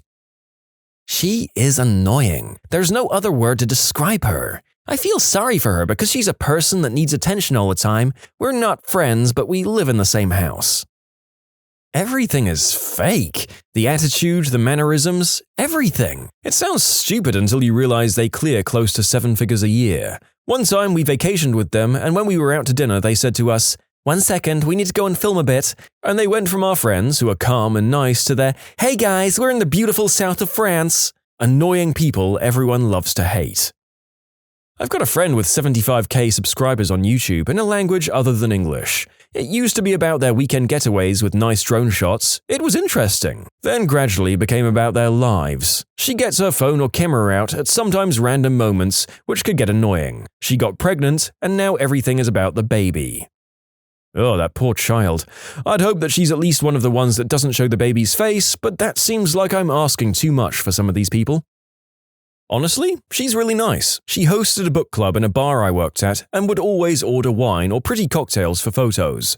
But once everyone left, she'd sit at the bar and shoot the crap with me while drinking yard beers. My sister has tens of thousands of followers. We used to be best friends in high school, and she was my favorite sibling. I'm number 7 out of 8 kids in my family. I know my parents are crazy. Now I feel like I barely know her. It's like she's this shell of a person that she used to be. Seriously, I've never met anyone who could make me laugh as hard as she used to make me laugh. Now I just sort of want to blow my brains out when I'm around her. She's just so obsessed and fake now. It actually makes me really sad. My wife has a friend that thinks she's a Kardashian with her 80k followers and does everything for the gram. Her ex-boyfriend bought most of them, and she only gets around 50 likes per post. Not a friend per se, but my ex's sister is an influencer for beauty and makeup, with over 1 million followers on YouTube. She was so anxious and stressed all the time, horribly insecure. If she got some backlash or bad comments, she'd be so upset, was on a lot of anti-anxiety medication. And meanwhile, all of her posts are just her looking beautiful and traveling. She didn't have many friends either. That I saw anyway, just lots of fans. It looked like a terrible life. It ruined the illusion for me that their lifestyles are happy and perfect, that is, and I'm thankful for being able to see behind the curtain. One of my friends dated someone that was really Instagram famous. He invited us to his house for a Christmas party, and this was when I realized how fake social media really is. The guy didn't have the car he paraded on social media. He had leased it, taken several photo shoots with it, and then given it back. His house was in a different city than he claimed. I don't think it was for security reasons, though. He said he lived in a very rich city, but his house was in a more modest place. He asked me to send him the videos I took at the party and posted them and didn't even tag me because I didn't have enough followers. The worst part was that all the social media people at the party just kept yelling over each other trying to make the next big joke, but none of them were funny. Dude has millions of people fooled. The part about always trying to make the next big joke but not being funny is incredibly relatable. I ran with a popular crowd in high school. I was a major D-bag too, and I regret it. And we all liked to pretend we were influencers. Always had our phones out, always recording things, and constantly trying to make videos like the Vines and the 30-minute Vine compilations we'd watch. At least we had the excuse of being dumb high schoolers, but man, was it cringy. I have a friend who's recently started trying to become one. It's so dumb. She posts half-undressed photos of herself with captions that have nothing to do with the picture. She spends hours getting ready for her iPhone photo shoots and has little time for anything besides content creation. Being an influencer is pretty much against everything I care about and stand for, so I envision us slowly drifting further apart. That crap is stupid. I'm not friends with any of my influencers anymore, but I used to work in San Diego nightlife, and I had to rub elbows with a lot of these types. I'm talking 1 to 6 million follower type girls who were brought into the club as promoters, back in 2016 when 1 million followers was a huge deal. The girls themselves aren't actually that bad. Some are crazy entitled, but for the most part they're there for business, and San Diego is a small enough town that reputation matters. The worst were the sub-suckers. Other girls who had fewer than 1 million followers who hung around to try and soak up subscribers and make contacts in the industry. Think of them like small-time actors who think they're a big deal because they've got a few pilots in production. I'm not big now, but you should kiss my butt because I'm the next big thing types. These girls would literally do nothing but take pictures all night or all day depending on the club and demand free bottles, extra service, and other garbage without ever tipping. F influencers. I went on a date with one and it was just frustrating. Pleasant enough girl, but she was on her phone a lot. I had sympathy since it's her job, but I felt ignored a lot of the time we were together. It's sad. You always watch them slowly mentally degrade. Always ends in full-blown NPD or them having literally zero self-confidence. Their goal is to meet artificial metrics in terms of likes or views or follows. For a lot of them, that's their definition of success or their goal in life, and if they're not hitting it, they've failed as people in their minds. So they go one of two routes. One is thinking that they're really not good enough and don't deserve to be liked, which leads to a lack of confidence and then becoming a shell of the person they used to be. Two is narcissism, where they come to the conclusion that they're the best person ever and no one else knows what they're talking about, and every single flaw, fault, or mistake they've ever made is someone else's fault. That sounds like a rough life to live, and I wouldn't wish it upon anyone, to be honest. Not an influencer as such, but I worked as an animator for an educational kids YouTube channel for a number of years. My boss was obsessed with views and subscriber count. A big part of one of my colleagues' jobs was spending hours trawling through all of our competitors' videos and channels, putting all of their views and subscriber counts into a massive spreadsheet. He also couldn't work out why none of his employees were as invested in the channel as he was, and why we weren't all clamoring to do huge amounts of unpaid overtime in the name of furthering the channel's growth. When I got hired, the channel had just passed 1 million subs and 1 billion views, and both those numbers doubled by the time I left. This was a few years ago, before YouTube Kids was even a thing, but kids' videos always get a huge amount of views anyway. Last I heard, he had fired all of his remaining employees and was making unboxing videos alone in his house that got hardly any views. My sister was an influencer of sorts. She was on Instagram doing bodybuilding and was sponsored by a few protein shake companies. She didn't have mega fame or anything, but did have friends in high places. She was one of those B-word popular girls in high school, and that persona carried on into her influencer career. She was very distant from her family and cut off most of her old friends. The few times she did visit, she was very selective about who could be seen with her. She moved to another city to be closer to the bodybuilding scene, building followers up as she went. She dated some guy who gave her a lavish lifestyle for a bit, then cheated on her after a few years. Probably the entire time, actually. So she moved to the other side of the country, continued her bodybuilding, but then decided she wanted to be a cop. They told her she'd never be a cop with a social media presence like that, because too easy for the media to use it against her, so she went home, deleted every account that day, and then went back. Now, she's a cop, and doing so much better in life than she ever did before. All of her old personality is gone, and I've never been prouder of her in my life. She's really nice now, and spends her days being a small-town cop in the middle of nowhere. I've driven 3 hours, hiked 1 hour so they could take a couple of photos over about 5 minutes and then whined that they were ready to go home. Sometimes they'll buy unhealthy but grammable food, take photos of them licking it, and then throw it out. I also have a friend who, when overseas, will set alarms for like 3 a.m. to wake up and post their photos from the day at the peak time back home. I haven't seen them for a while. My cousin is a moderately successful Instagram model and she absolutely hates it. She hates her fans, finds them all cringy and pathetic, hates the drama, and how PC it all is. In real life, she's very conservative and traditional. Only does it because it's the only way she can make money. She dropped out of school and endorsing products and taking pictures of herself is the only way she knows how to pay rent. In real life, she's basically the complete opposite of the happy, bubbly, ditzy girl she plays online. And we often laugh over some of the messages she receives, including proposals and women angry that their sons or husbands are following her. How do people not realize it's all an act? I mean, damn, it took all of 15 picoseconds of my girlfriend showing me people she follows on Instagram to realize these aren't authentic people living realistic lives. And I'm a frickin' moron. He was cool, but at the same time, difficult. Get him alone and he was okay, but go out places with him and he started unnecessary drama and was super emotional. I ended up not being friends with him after a convention we went to because he caused a lot of trouble for me and my friends. It sucked because I was the one who intervened and allowed him to stay, and all of my friends were super upset with him, so I felt like I allowed a lot of the issues. I hope he's doing okay though. What is the worst advice you've ever received in your life?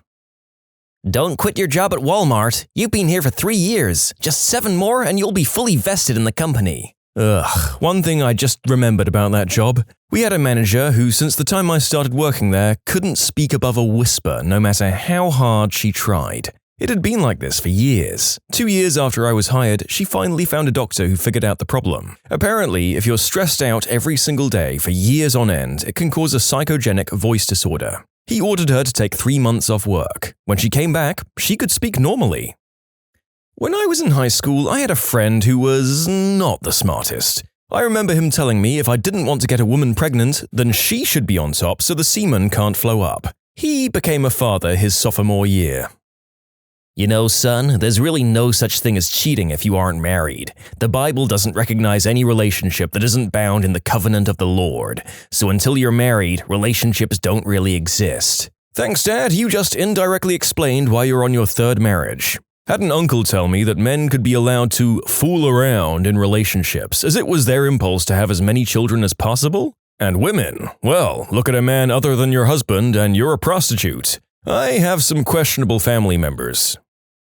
I called Kids Help Phone when I was a teen to ask for advice on how to help my depressed friend. They advised I find new friends. I wish I was making this up. To clarify, the conversation was very short. I explained my friend had been struggling, depressed, and with no motivation and isolating herself from others. Along those lines, it was a while back, and I asked what I could do. The only piece of advice they gave me was, let her sort it out on her own, and find new friends. That's it. Nothing to interpret or misinterpret, I don't think. We remained friends though, and she's alright now.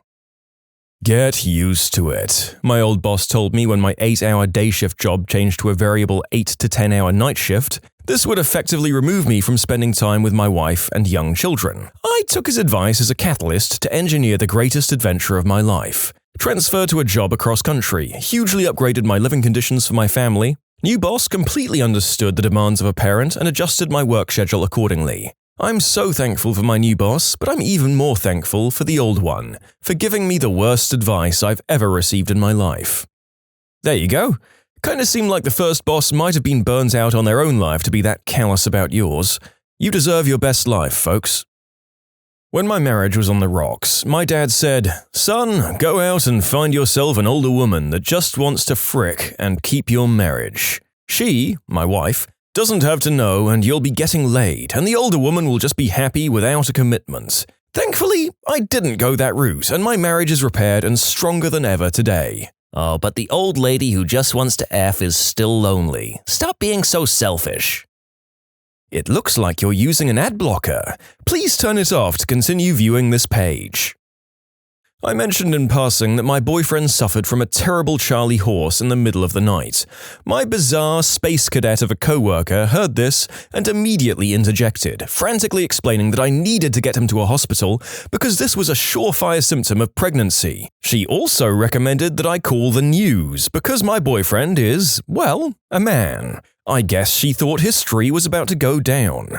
Spoiler alert, he wasn't pregnant.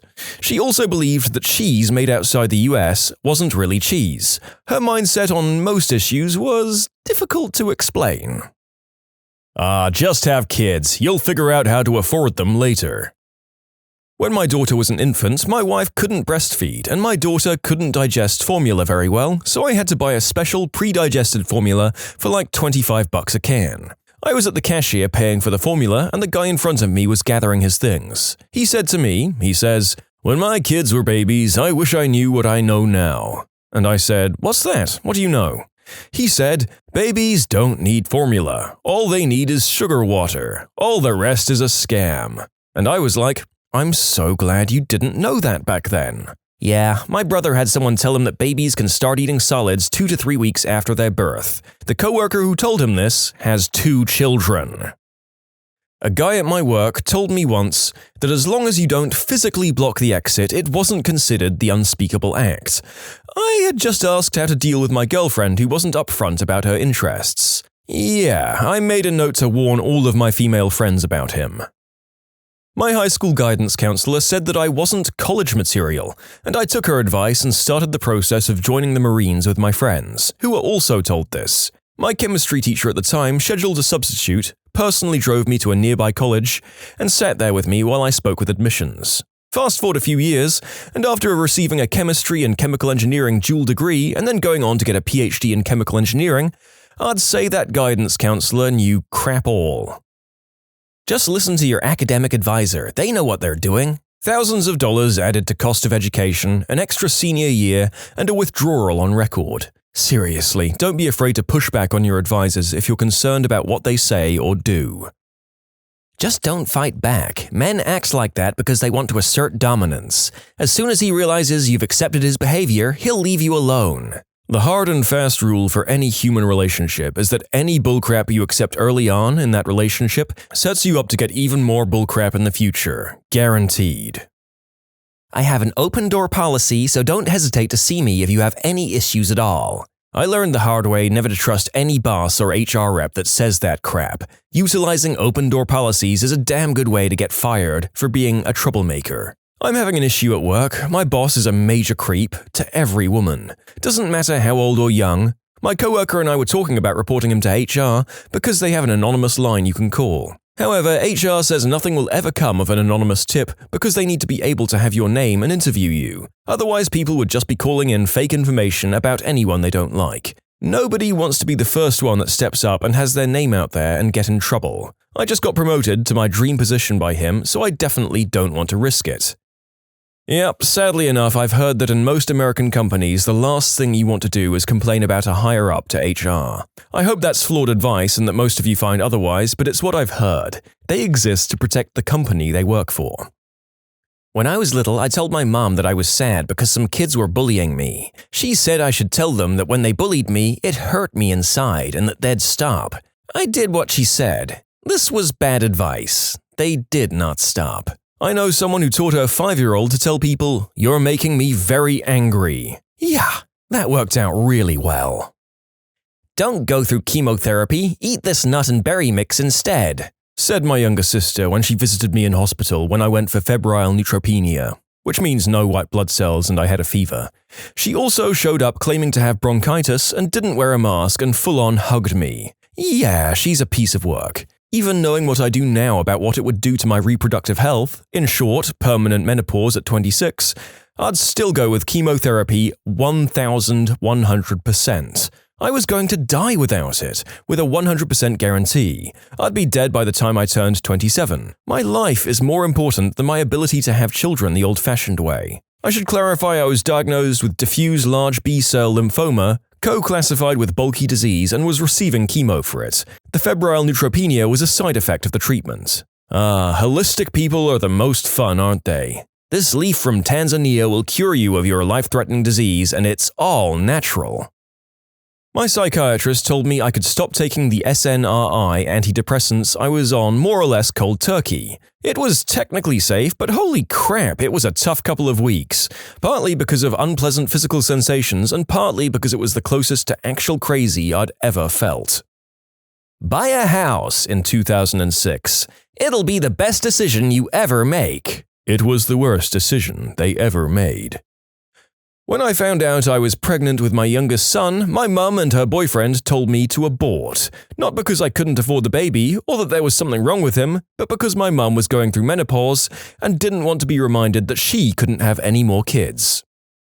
Just open another credit card. It's free money. Coming from my friend who is in thousands of dollars worth of debt and has no idea she will eventually have to pay that off. Also, another gem, this same girl thought she would get a marketing job right out of college that would pay her $70K a year, and she wouldn't take anything less because she'd be selling myself short.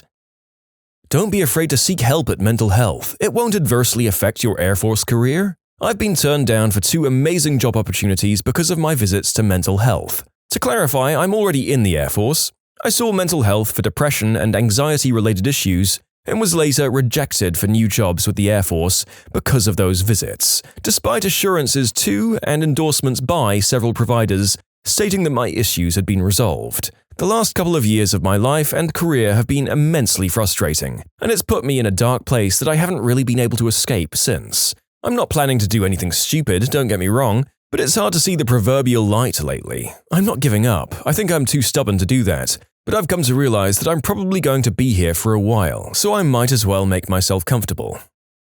You can submit your own stories to be featured here on the channel. The story submission link is in the description below, and if you want to listen to some vibey music in the background, check out easymode, also linked below, and subscribe.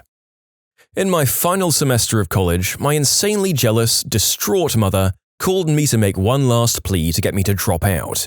She went on to say, "What would you do if you had to watch helplessly as your own daughter threw her life away and became a nurse?" By the way, she married an elementary school dropout and was a bitter retail worker. She couldn't handle watching me be the first in my family to graduate from college and make something of myself, and she dealt with it by constantly shaming me. If I scored 99% on something, she complained about the last 1%. If I got 100%, she said I was stupid because I didn't earn bonus marks. We don't talk anymore, and I'm a successful nurse.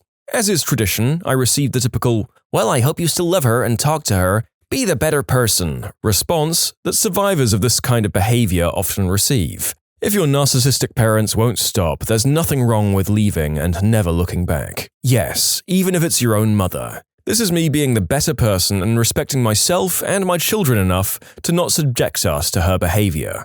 Sounds familiar? My dad was a bricklayer and his dad was a fabric cutter. I got constant complaining every day about wasting time at school like a posh C-word ever since I was 16 and decided to do A-levels. When I left for university, he told me I wouldn't last a month. I started practicing medicine as a doctor next summer, and he still calls me to tell me all the lads I knew on the council estate have married and had kids and have their own cars. Yeah, Dad, I know I'd have my own van by now if I was a plumber. No, Dad, I know there's nothing wrong with being in the trades or the forces. It's just not for me.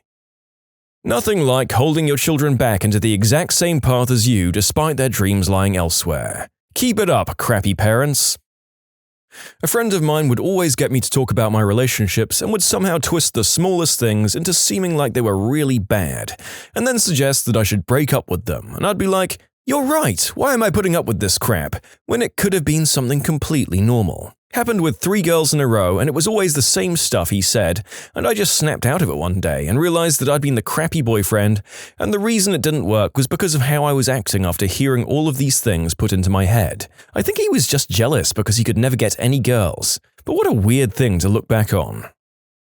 Engineer, salaried, married with kid. Also have a master's degree and several years of experience. Vice president of the company advised me to work at McDonald's after work if I wanted to make more money. He even took out his calculator and told me how many hours I should work. That guy was fired about a year after that for bullying employees. I tried to leave but ended up staying and turned down other jobs.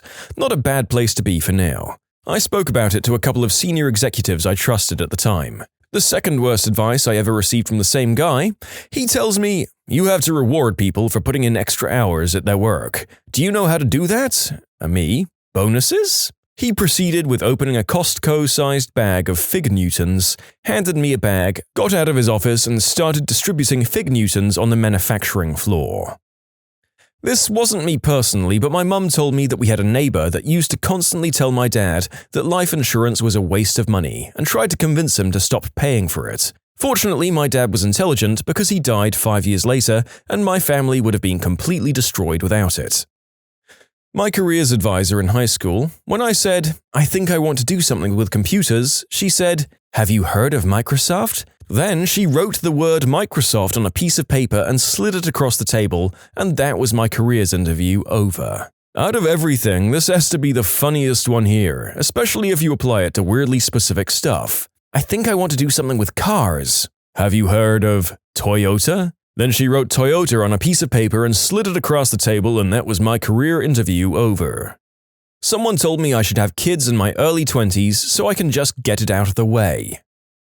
Your family is the only thing that will ever be there for you, not your friends, your family. And I just got excommunicated from my narcissistic, abusive family 2 days before Thanksgiving. Anything in any romantic comedy ever. Harass the woman you want with unwanted, over-the-top romantic gestures until she falls in love with you. The part that bugs me the most is how they always make the current boyfriend or girlfriend horrible. Most of the time they don't even do anything wrong. They just aren't making their significant other the center of their universe. Stop reading. You read too much. You're going to hurt your eyes. Go watch TV for a while. My grandma, every time she visited, while grabbing the books from my hands, it was like something off The Simpsons. She really said that? My elders had to force me to read. The advice to have children as soon as possible. 8th grade geography exam was coming up and we'd been studying the Middle East. My father had recently returned from Africa, where someone had incorrectly informed him that Israel is technically a part of Africa. He was extremely convincing. My teacher literally said, "Jesus, we've been studying this for weeks, kid." So, take a piece of sandpaper and rough your nips up before the baby comes. A coworker to pregnant me about how to feed my kid. I don't have to deal with that eventuality of parenthood, and I'm doubled over in front of my screen in pain after reading that. "Oh, go and see Jack and Jill with Adam Sandler. It's funny," said Todd from accounting. Dear God, there are no words. Did you see it? I assume Todd is dead from having tragically swallowed his own tongue during breakfast. Stop thinking about depression. There are more people who have greater problems than yours. Non-verbatim. It's like saying don't eat food when you're hungry because someone somewhere else is starving. When people told me to ignore the bullies, you don't need to fight them, but standing up for yourself is far better than taking it, internalizing it, and letting it hold you back.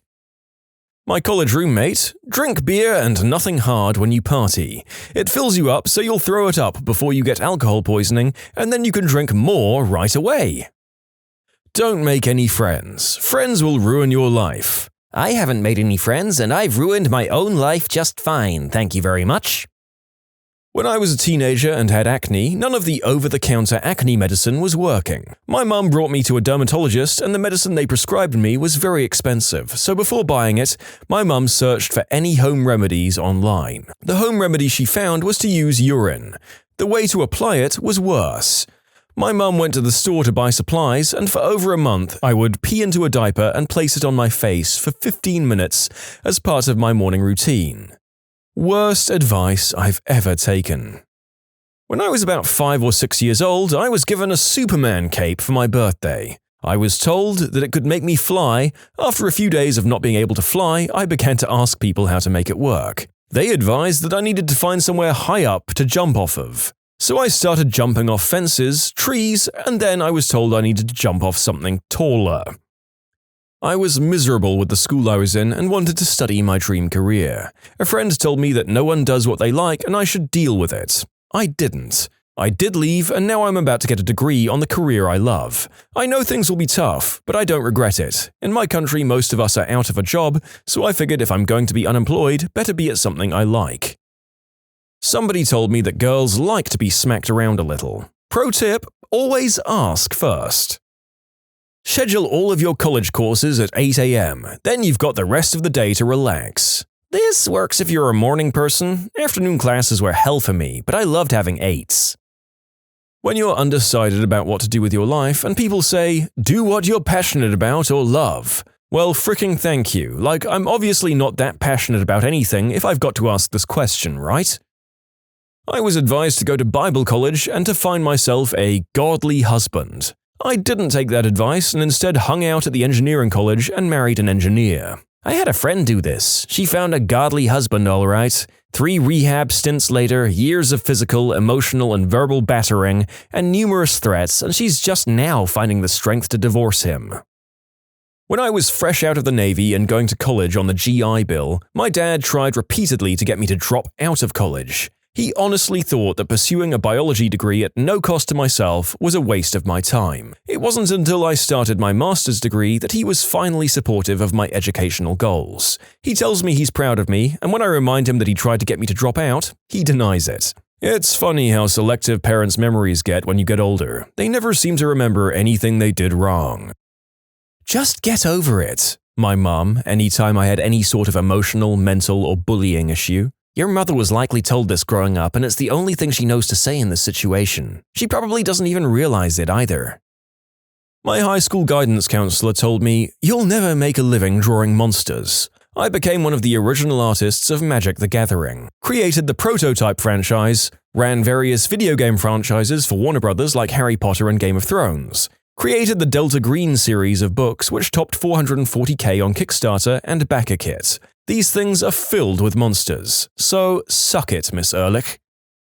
Not me, but I was there when my husband's aunts told him that he needed to be more like his cousin. Everyone knew the cousin was worthless, so it was shocking. At the time, my husband was in college and working full-time in IT, actually doing pretty well for himself, while his cousin had a job at some stadium making $12, which they all thought was great. After their little pep talk, they convinced his mum to agree. That's when I told him I believed in him and they were crazy. 20 years later, my husband is very successful, while the cousin is in prison for inappropriate conduct with minors.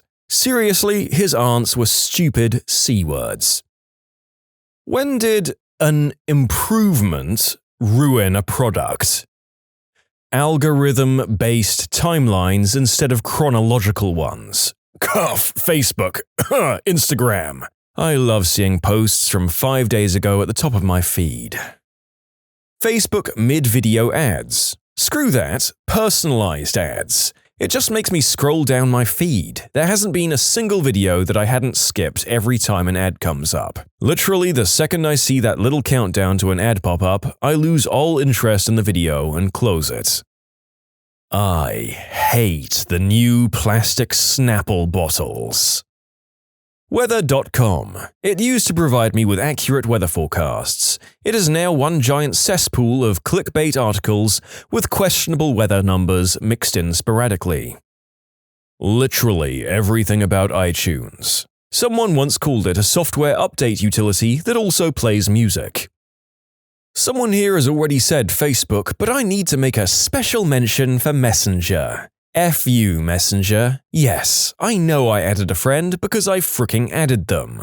When a story gets traction, the author generally says, "Oh gosh, this isn't what I want to be remembered for on the internet." For me, this is exactly what I want to be remembered for. F you, Messenger, you piece of crap. Messenger treats us like we're people from commercials. "Hey John, just wanted to let you know I've connected with you on Facebook." Wow, that's great to hear, Simon. Digital cable. Cable used to flip channels instantly. All you had to do was remember a 2-digit number for each channel. Now it takes 30 seconds to load up every channel. That stupid live camera option on Facebook when you swipe left. As someone with mild motor tics, especially with my hands, I'm constantly opening the fricking camera by accident. If I see that dancing guy one more time, I'm going to do nothing and probably still accidentally open that camera 1,000 more times. This comment is from 6 years ago, and the narrator has just tried swiping left a few times to see whether he can make some kind of camera appear, and at the very least it doesn't seem to be a thing on my Facebook app anymore. So maybe they did realize how terrible it was. Now we just have to deal with all the many other things terrible about Facebook.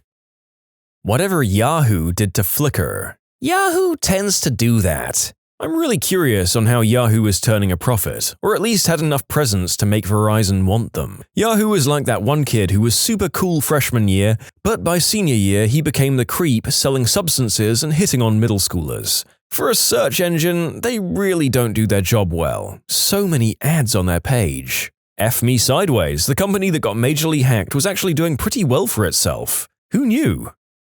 My mouse has pop-ups in the system tray. My mouse has pop-ups in my system tray. ES File Explorer for Android. It used to be a nifty little program. Now it's laden with ads, irritating notifications, etc. A textbook example of bloatware. Skype, the mobile version. It was very practical, simple to use before. Since June or so, it became meh. Copying Instagram and Messenger's trends with these moment things, a terrible UI, and even a lack of functionalities from the previous versions. Oh, this applies to the PC version too. Skype sucks, and Discord's got video chat now and does everything Skype did better. Honestly, the only thing I want is screen share with sound. Then I can say Skype is 100% dead. When Hulu announced they'd be updating their interface, I was excited because they have a great content library, but the interface wasn't super good. It feels like they made it worse on purpose. Its dumpster fire of an interface on Android makes me question every person who worked on it. That's how I feel about Amazon Prime on anything but a PC. I know there's good stuff in there, but it's a pain in the butt looking for it. And it's pretty awful on the PC as well. I really haven't looked over there in a while, but the last time I did, they had seasons of shows as the main content for the show instead of the show name. For example, if they had Supernatural over there, instead of searching for Supernatural and finding that show and clicking in to look at seasons, you'd find like 11 separate entries of the show listed Supernatural, season, number, all in alphabetical order. So it looked like this: Supernatural Season 8, Supernatural Season 11, 5, 4, 9, 1, 7, 6. Next page of results: Supernatural Season 10, Season 3, Supernatural Season 2. Really fricking helpful all round. Subscriptions for literally everything. You can't even buy software anymore, only rent. I'm looking at you, Adobe. Torrenting Adobe products is great. No monthly fees and no updates. Pyrex glass kitchenware. They used to be the gold standard in high-quality tempered glass products. But in 1998 they changed from borosilicate glass to soda lime glass, which was supposed to be cheaper and lighter, but it's less heat-resistant and breaks more easily. Whenever a news site has a video clip embedded at the top of the article that autoplays, and then fricking follows me down the page in a little embedded window in the corner while continuing to play "Frick you, go away," and then it autoplays another video that has nothing to do with the article you're trying to read. Oh, what's that? You're listening to a music or podcast while you're reading the article? Not anymore. I'm taking over the sound. Every iOS update never fails to remove a feature I like or make something worse. Star Wars Galaxies, a great MMO that was ruined by improving it with combat and class system overhaul in order to compete with WoW. This only drove away the players and completely killed the game. They did it twice. A lot of people weren't happy with the original combat upgrade, but the new game experience really drove people away. I really liked the original tree progression system. It was a really good game before they messed it all up. Almost every news or sports website redesign that adds white space, reduces readability, and removes critical content and relevant links to provide more space for social media tie-ins, irrelevant video clips, and invasive ad space. Content is being Twitterized. I keep wondering why all these news and article sites only had a strip of text in the center 25% of the screen. Everything else was just white space. Then I saw one on a friend's computer without ad block. Holy frick, how do people stand that? When I have to use a computer at school or when a site makes you whitelist it, it's such a horrible barrage on your senses. Feels like Fahrenheit 451. Can't think about the news because Buy Pepsi is dominating your attention. Hyundai now has an alarm on the dashboard that makes a piercing ding every time it detects the roadway is colder than 40 degrees. I live in North Idaho. I would do anything to disable that fricking alarm. Anything. Whatever the frick they did with mac and cheese, the Kraft brand. I saw a commercial semi-recently where they were all proud saying that they changed the recipe and nobody noticed. Bullcrap. I fricking noticed and I don't like it anymore. Didn't even notice, yeah. They didn't change it a little, it just doesn't even taste like it used to. You should check out the bulk mac and cheese powder at Bulk Barn. It's not exactly like old KD, but it's closer than the new garbage. Plus, now I can have radiatorian cheese instead of elbow noodles. The narrator did not understand any part of all this American product discussion, but figured he would enlighten any American viewers that are missing Kraft brand mac and cheese to the existence of this alternative from whatever or whoever Bulk Barn is. Is Bulk Barn a large gentleman called Barney? I'll never know. Heinz used to make hot ketchup that was insanely delicious. Then some buttwipe decided that it needed co-branding, so they put Tabasco in it, and now it's Heinz hot and spicy with Tabasco, and it tastes like butt. Almost all of YouTube's updates. First, the channel list update. Before you had your feed and you to your right, and all of your subscribed channels appeared on a black bar.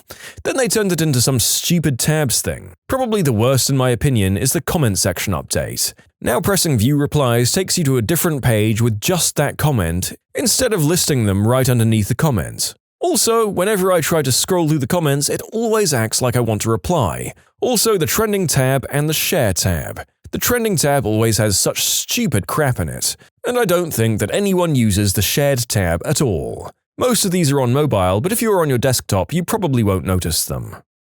Oh, this is easy.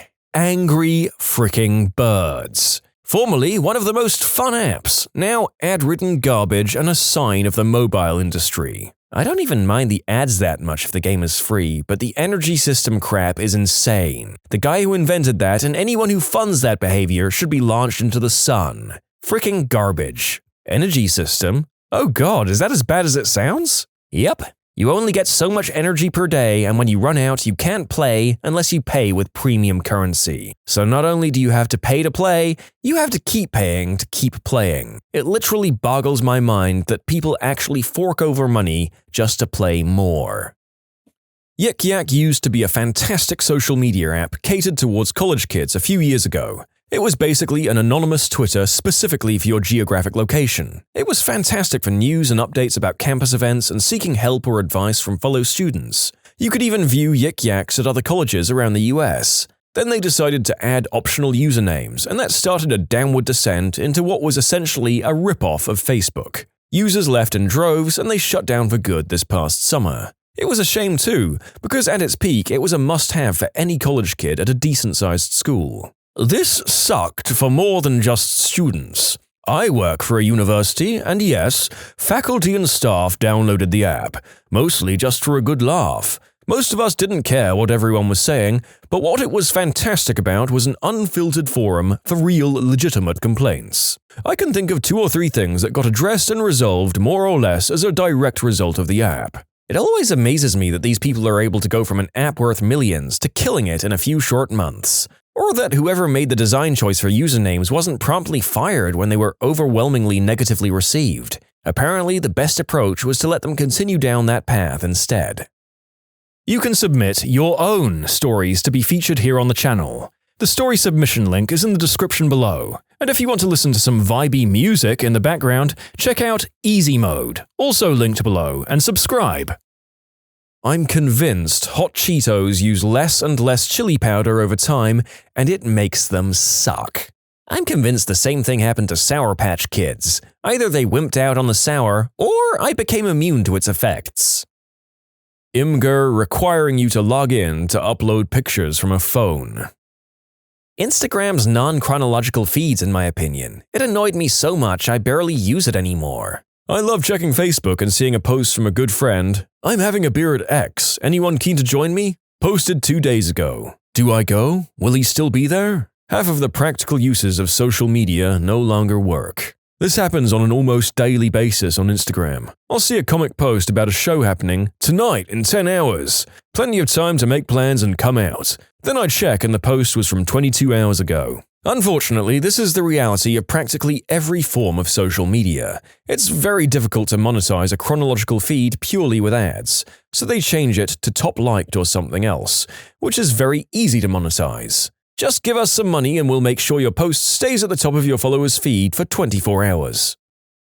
Car alarms. Not once have I heard one and thought, my god, someone is breaking into that car. I hear it and go, who effed up now? My friend borrowed his wife's car and accidentally set the alarm off at a gas station. He couldn't figure out how to get it to turn off, and the manual for the car wasn't in the car for some reason, so he just drove it home with the alarm blaring the whole time. No one stopped him or did anything. They completely ignored it.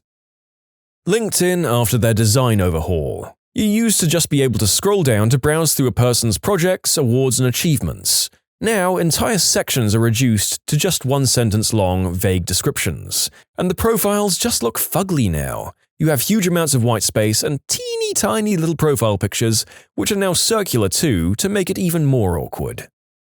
Not sure what I was supposed to improve, but I freaking hate how half the space on modern smartphones is eaten up by apps I don't use and can't uninstall. Yes. Frick that, man. It's basically a false advertisement. Yeah, here's our 16GB phone, but 11GB are all apps you never use and can't delete. Still 16GB though. Have fun with your 2 whole apps of your choice. Maybe the narrator is a freak, but he's never once in his life, from the first iPhone to his modern Samsung, used up all the storage on his device. Is that weird? Anything Facebook does. Remember when Facebook was chronological and genuinely about what you and your mates were up to? And now it's just glorified cloud storage for memes, financed by irrelevant ads. Don't get me wrong, man likes a meme. It's just not why I joined some 8 years ago. Do you want a ripoff of Snapchat Story on your phone? Do you want every photo you take to give you a forced pop-up asking you to want to add this?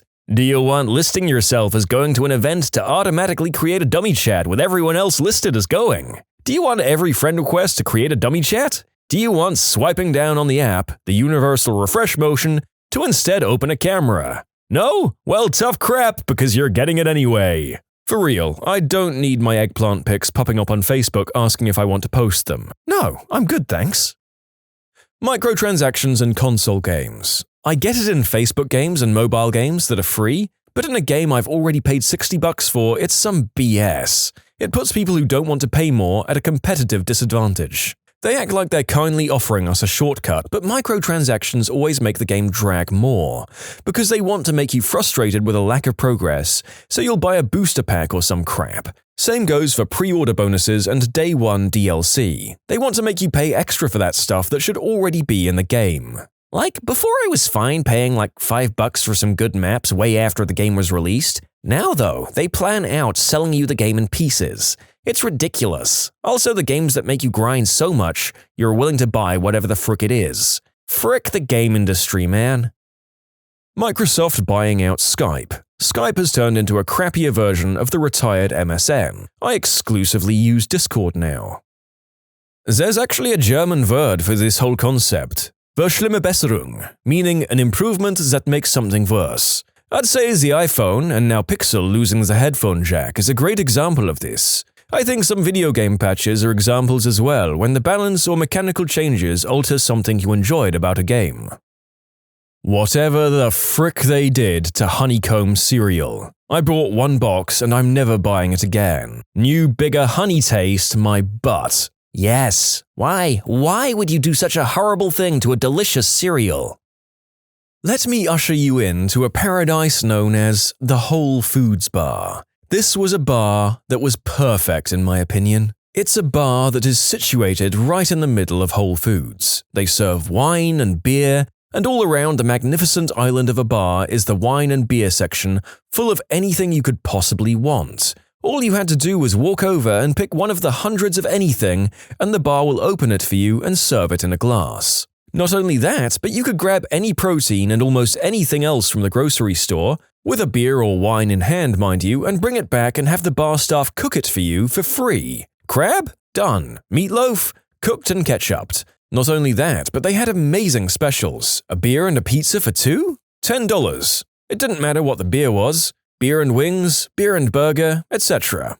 It was amazing. Awesome bartenders that knew what they were doing. Awesome patrons who were friendly. Actually got my job as an associate architect by meeting someone there. Awesome atmosphere. And while I drank, the girlfriend can go shopping and then join me afterwards. But they wrecked it. They remodeled, which is a fancy way of saying that they were removing all of the awesome things that we liked and just turned it into a smaller restaurant with 15 seats in total. You can only order from the restaurant and can't bring in grocery food or beer or wine. They turned over their entire staff, prices went up, and specials are no longer a thing. God. This is in Florida when I lived there. Also, the way I understood it, they were either profiting or at the very least breaking even depending on the time of year. I think the bar was supposed to be set up as a loss leader originally anyway, but it actually ended up doing very, very well, so they'd been talking about expanding it for a while. They first added a fee of $2.50 to cook whatever, which is fine, I understand that, but the rest of it sucked. I do not shop at Whole Foods anymore, it was out of the way and the prices aren't the best. I'm sure they lost a lot of other customers like me. Well, having the workers cook the food you just bought off the shelf sounds way too good to be true in the first place. Apple Magic Mouse. When you could use AA batteries, it was perfect. Then they swapped that for internal rechargeable batteries. Okay, so far so good, but then they put the fricking charger point underneath the mouse. Some F-wit designer at Apple didn't want to put the charging point on the front of the mouse so that you could actually use it while it charges, because people might end up using it as a corded mouse. They deliberately disabled the mouse for the entire time you have to charge it, meaning you have to use a second mouse while you charge it. Unbelievable. The Windows Tile Start menu. If I'm on a PC, I don't need a menu that looks like it's built for tablets. And if I'm deploying 15,000 Windows machines to be used solely for business, 0 of them need Candy Crush installed. If I'm building PCs to play video games on, 0 of them need Candy Crush installed. No PCs should ever have Candy Crush on them. Keurig cup verification. Every time YouTube changes its layouts. I rage every time, yet I can't even remember what the last layout looked like. Every update from Outlook or Hotmail in the past few years. iTunes used to be awesome, but literally every update to it has left it worse and worse. The last non-horrible one was in 2013. They've made it so much more complicated to download old CDs and then put them in a device. Guys, I'm not rebuying hundreds of albums again. Quit being jerks. I remember when iTunes let you stream your library. You could go to work and just connect back home and listen to all your music. It was amazing. Yeah, we built up libraries based on our friends' libraries and just had mega collections, but it was amazing. I don't even know if they do library sharing anymore. Shapes. It's a national meme in Australia. The new ones are absolutely disgusting. Fortunately, they decided to restock the old ones. Thank God that some companies have humans running them. I remember living in the Southern Hemisphere, and along with Tim Tams, shapes were a culinary highlight of existing there. Glad to hear that they heard sense. Netflix changing their ratings from stars to match percentage. I hate it. Also, when you're looking at titles, the trailer starts playing right away. I hate that too. I hate the percentages too, but even worse, the plots they give. She never knew that becoming herself could change everything about the world around her. I just made that up, but that's basically the amount of information they give you about almost every movie. And yet they have no problem showing plot-sensitive information in the little trailer reel that autoplays without a choice in the matter. I get that there's a statute of limitations for spoilers on old movies, but come on! There's an award-winning trilogy on Netflix with a character who dies in the first movie, and yet they show up in the first clip of their stupid autoplay reel for the second movie. Like, oh geez, I wonder who comes back to life now. I'd be annoyed if I was watching those for the first time. UIs that have all of the options and buttons tucked away to make it look clean and minimal. It's like every designer is afraid of showing users more than 8 buttons at a time, even if it isn't practical. CNN and BBC autoplay videos. CNN is particularly egregious because the video follows you as you scroll through the article. Replacing the waxed paper wrappers on Reese's peanut butter cups with plastic ones prevented them from drying out, but it also made them wet and oily. Give me the old, slightly crunchy, slightly bloomed version any day. Also, Hershey's chocolate bars are nothing like the ones from the 1970s, partially for similar reasons. Removing the broken footstep tracker in Pokemon Go. It worked originally, so instead of fixing it, they spent months making a crappier one. That whole app is filled with improvements. They were so focused on adding codes to prevent third-party tracking that they made the game unnecessarily more demanding on your hardware. Walks out of a building? Are you a passenger? Switching Coke from glass bottles to plastic. Plastic is the worst when drinking it. Glass is the best and keeps it cooler. Aluminium cans are second best. Plastic last by far. Costco smoothies. Growing up, they were amazing. Suddenly, this year they came out with a healthier version that tasted like crap. Such a bummer. Why did they do that? Obviously, this 2-foot-long hot dog, greasy pizza, and syrupy smoothie isn't healthy. What in the frick? When you subscribe, make sure to hit the bell to turn on notifications. Put the playlist on in the background to finish listening to all the stories, or if you want some vibey music to put on in the background, check out easymode. If you like Am I the Genius, give Am I the Jerk a shot. Everything linked in the description.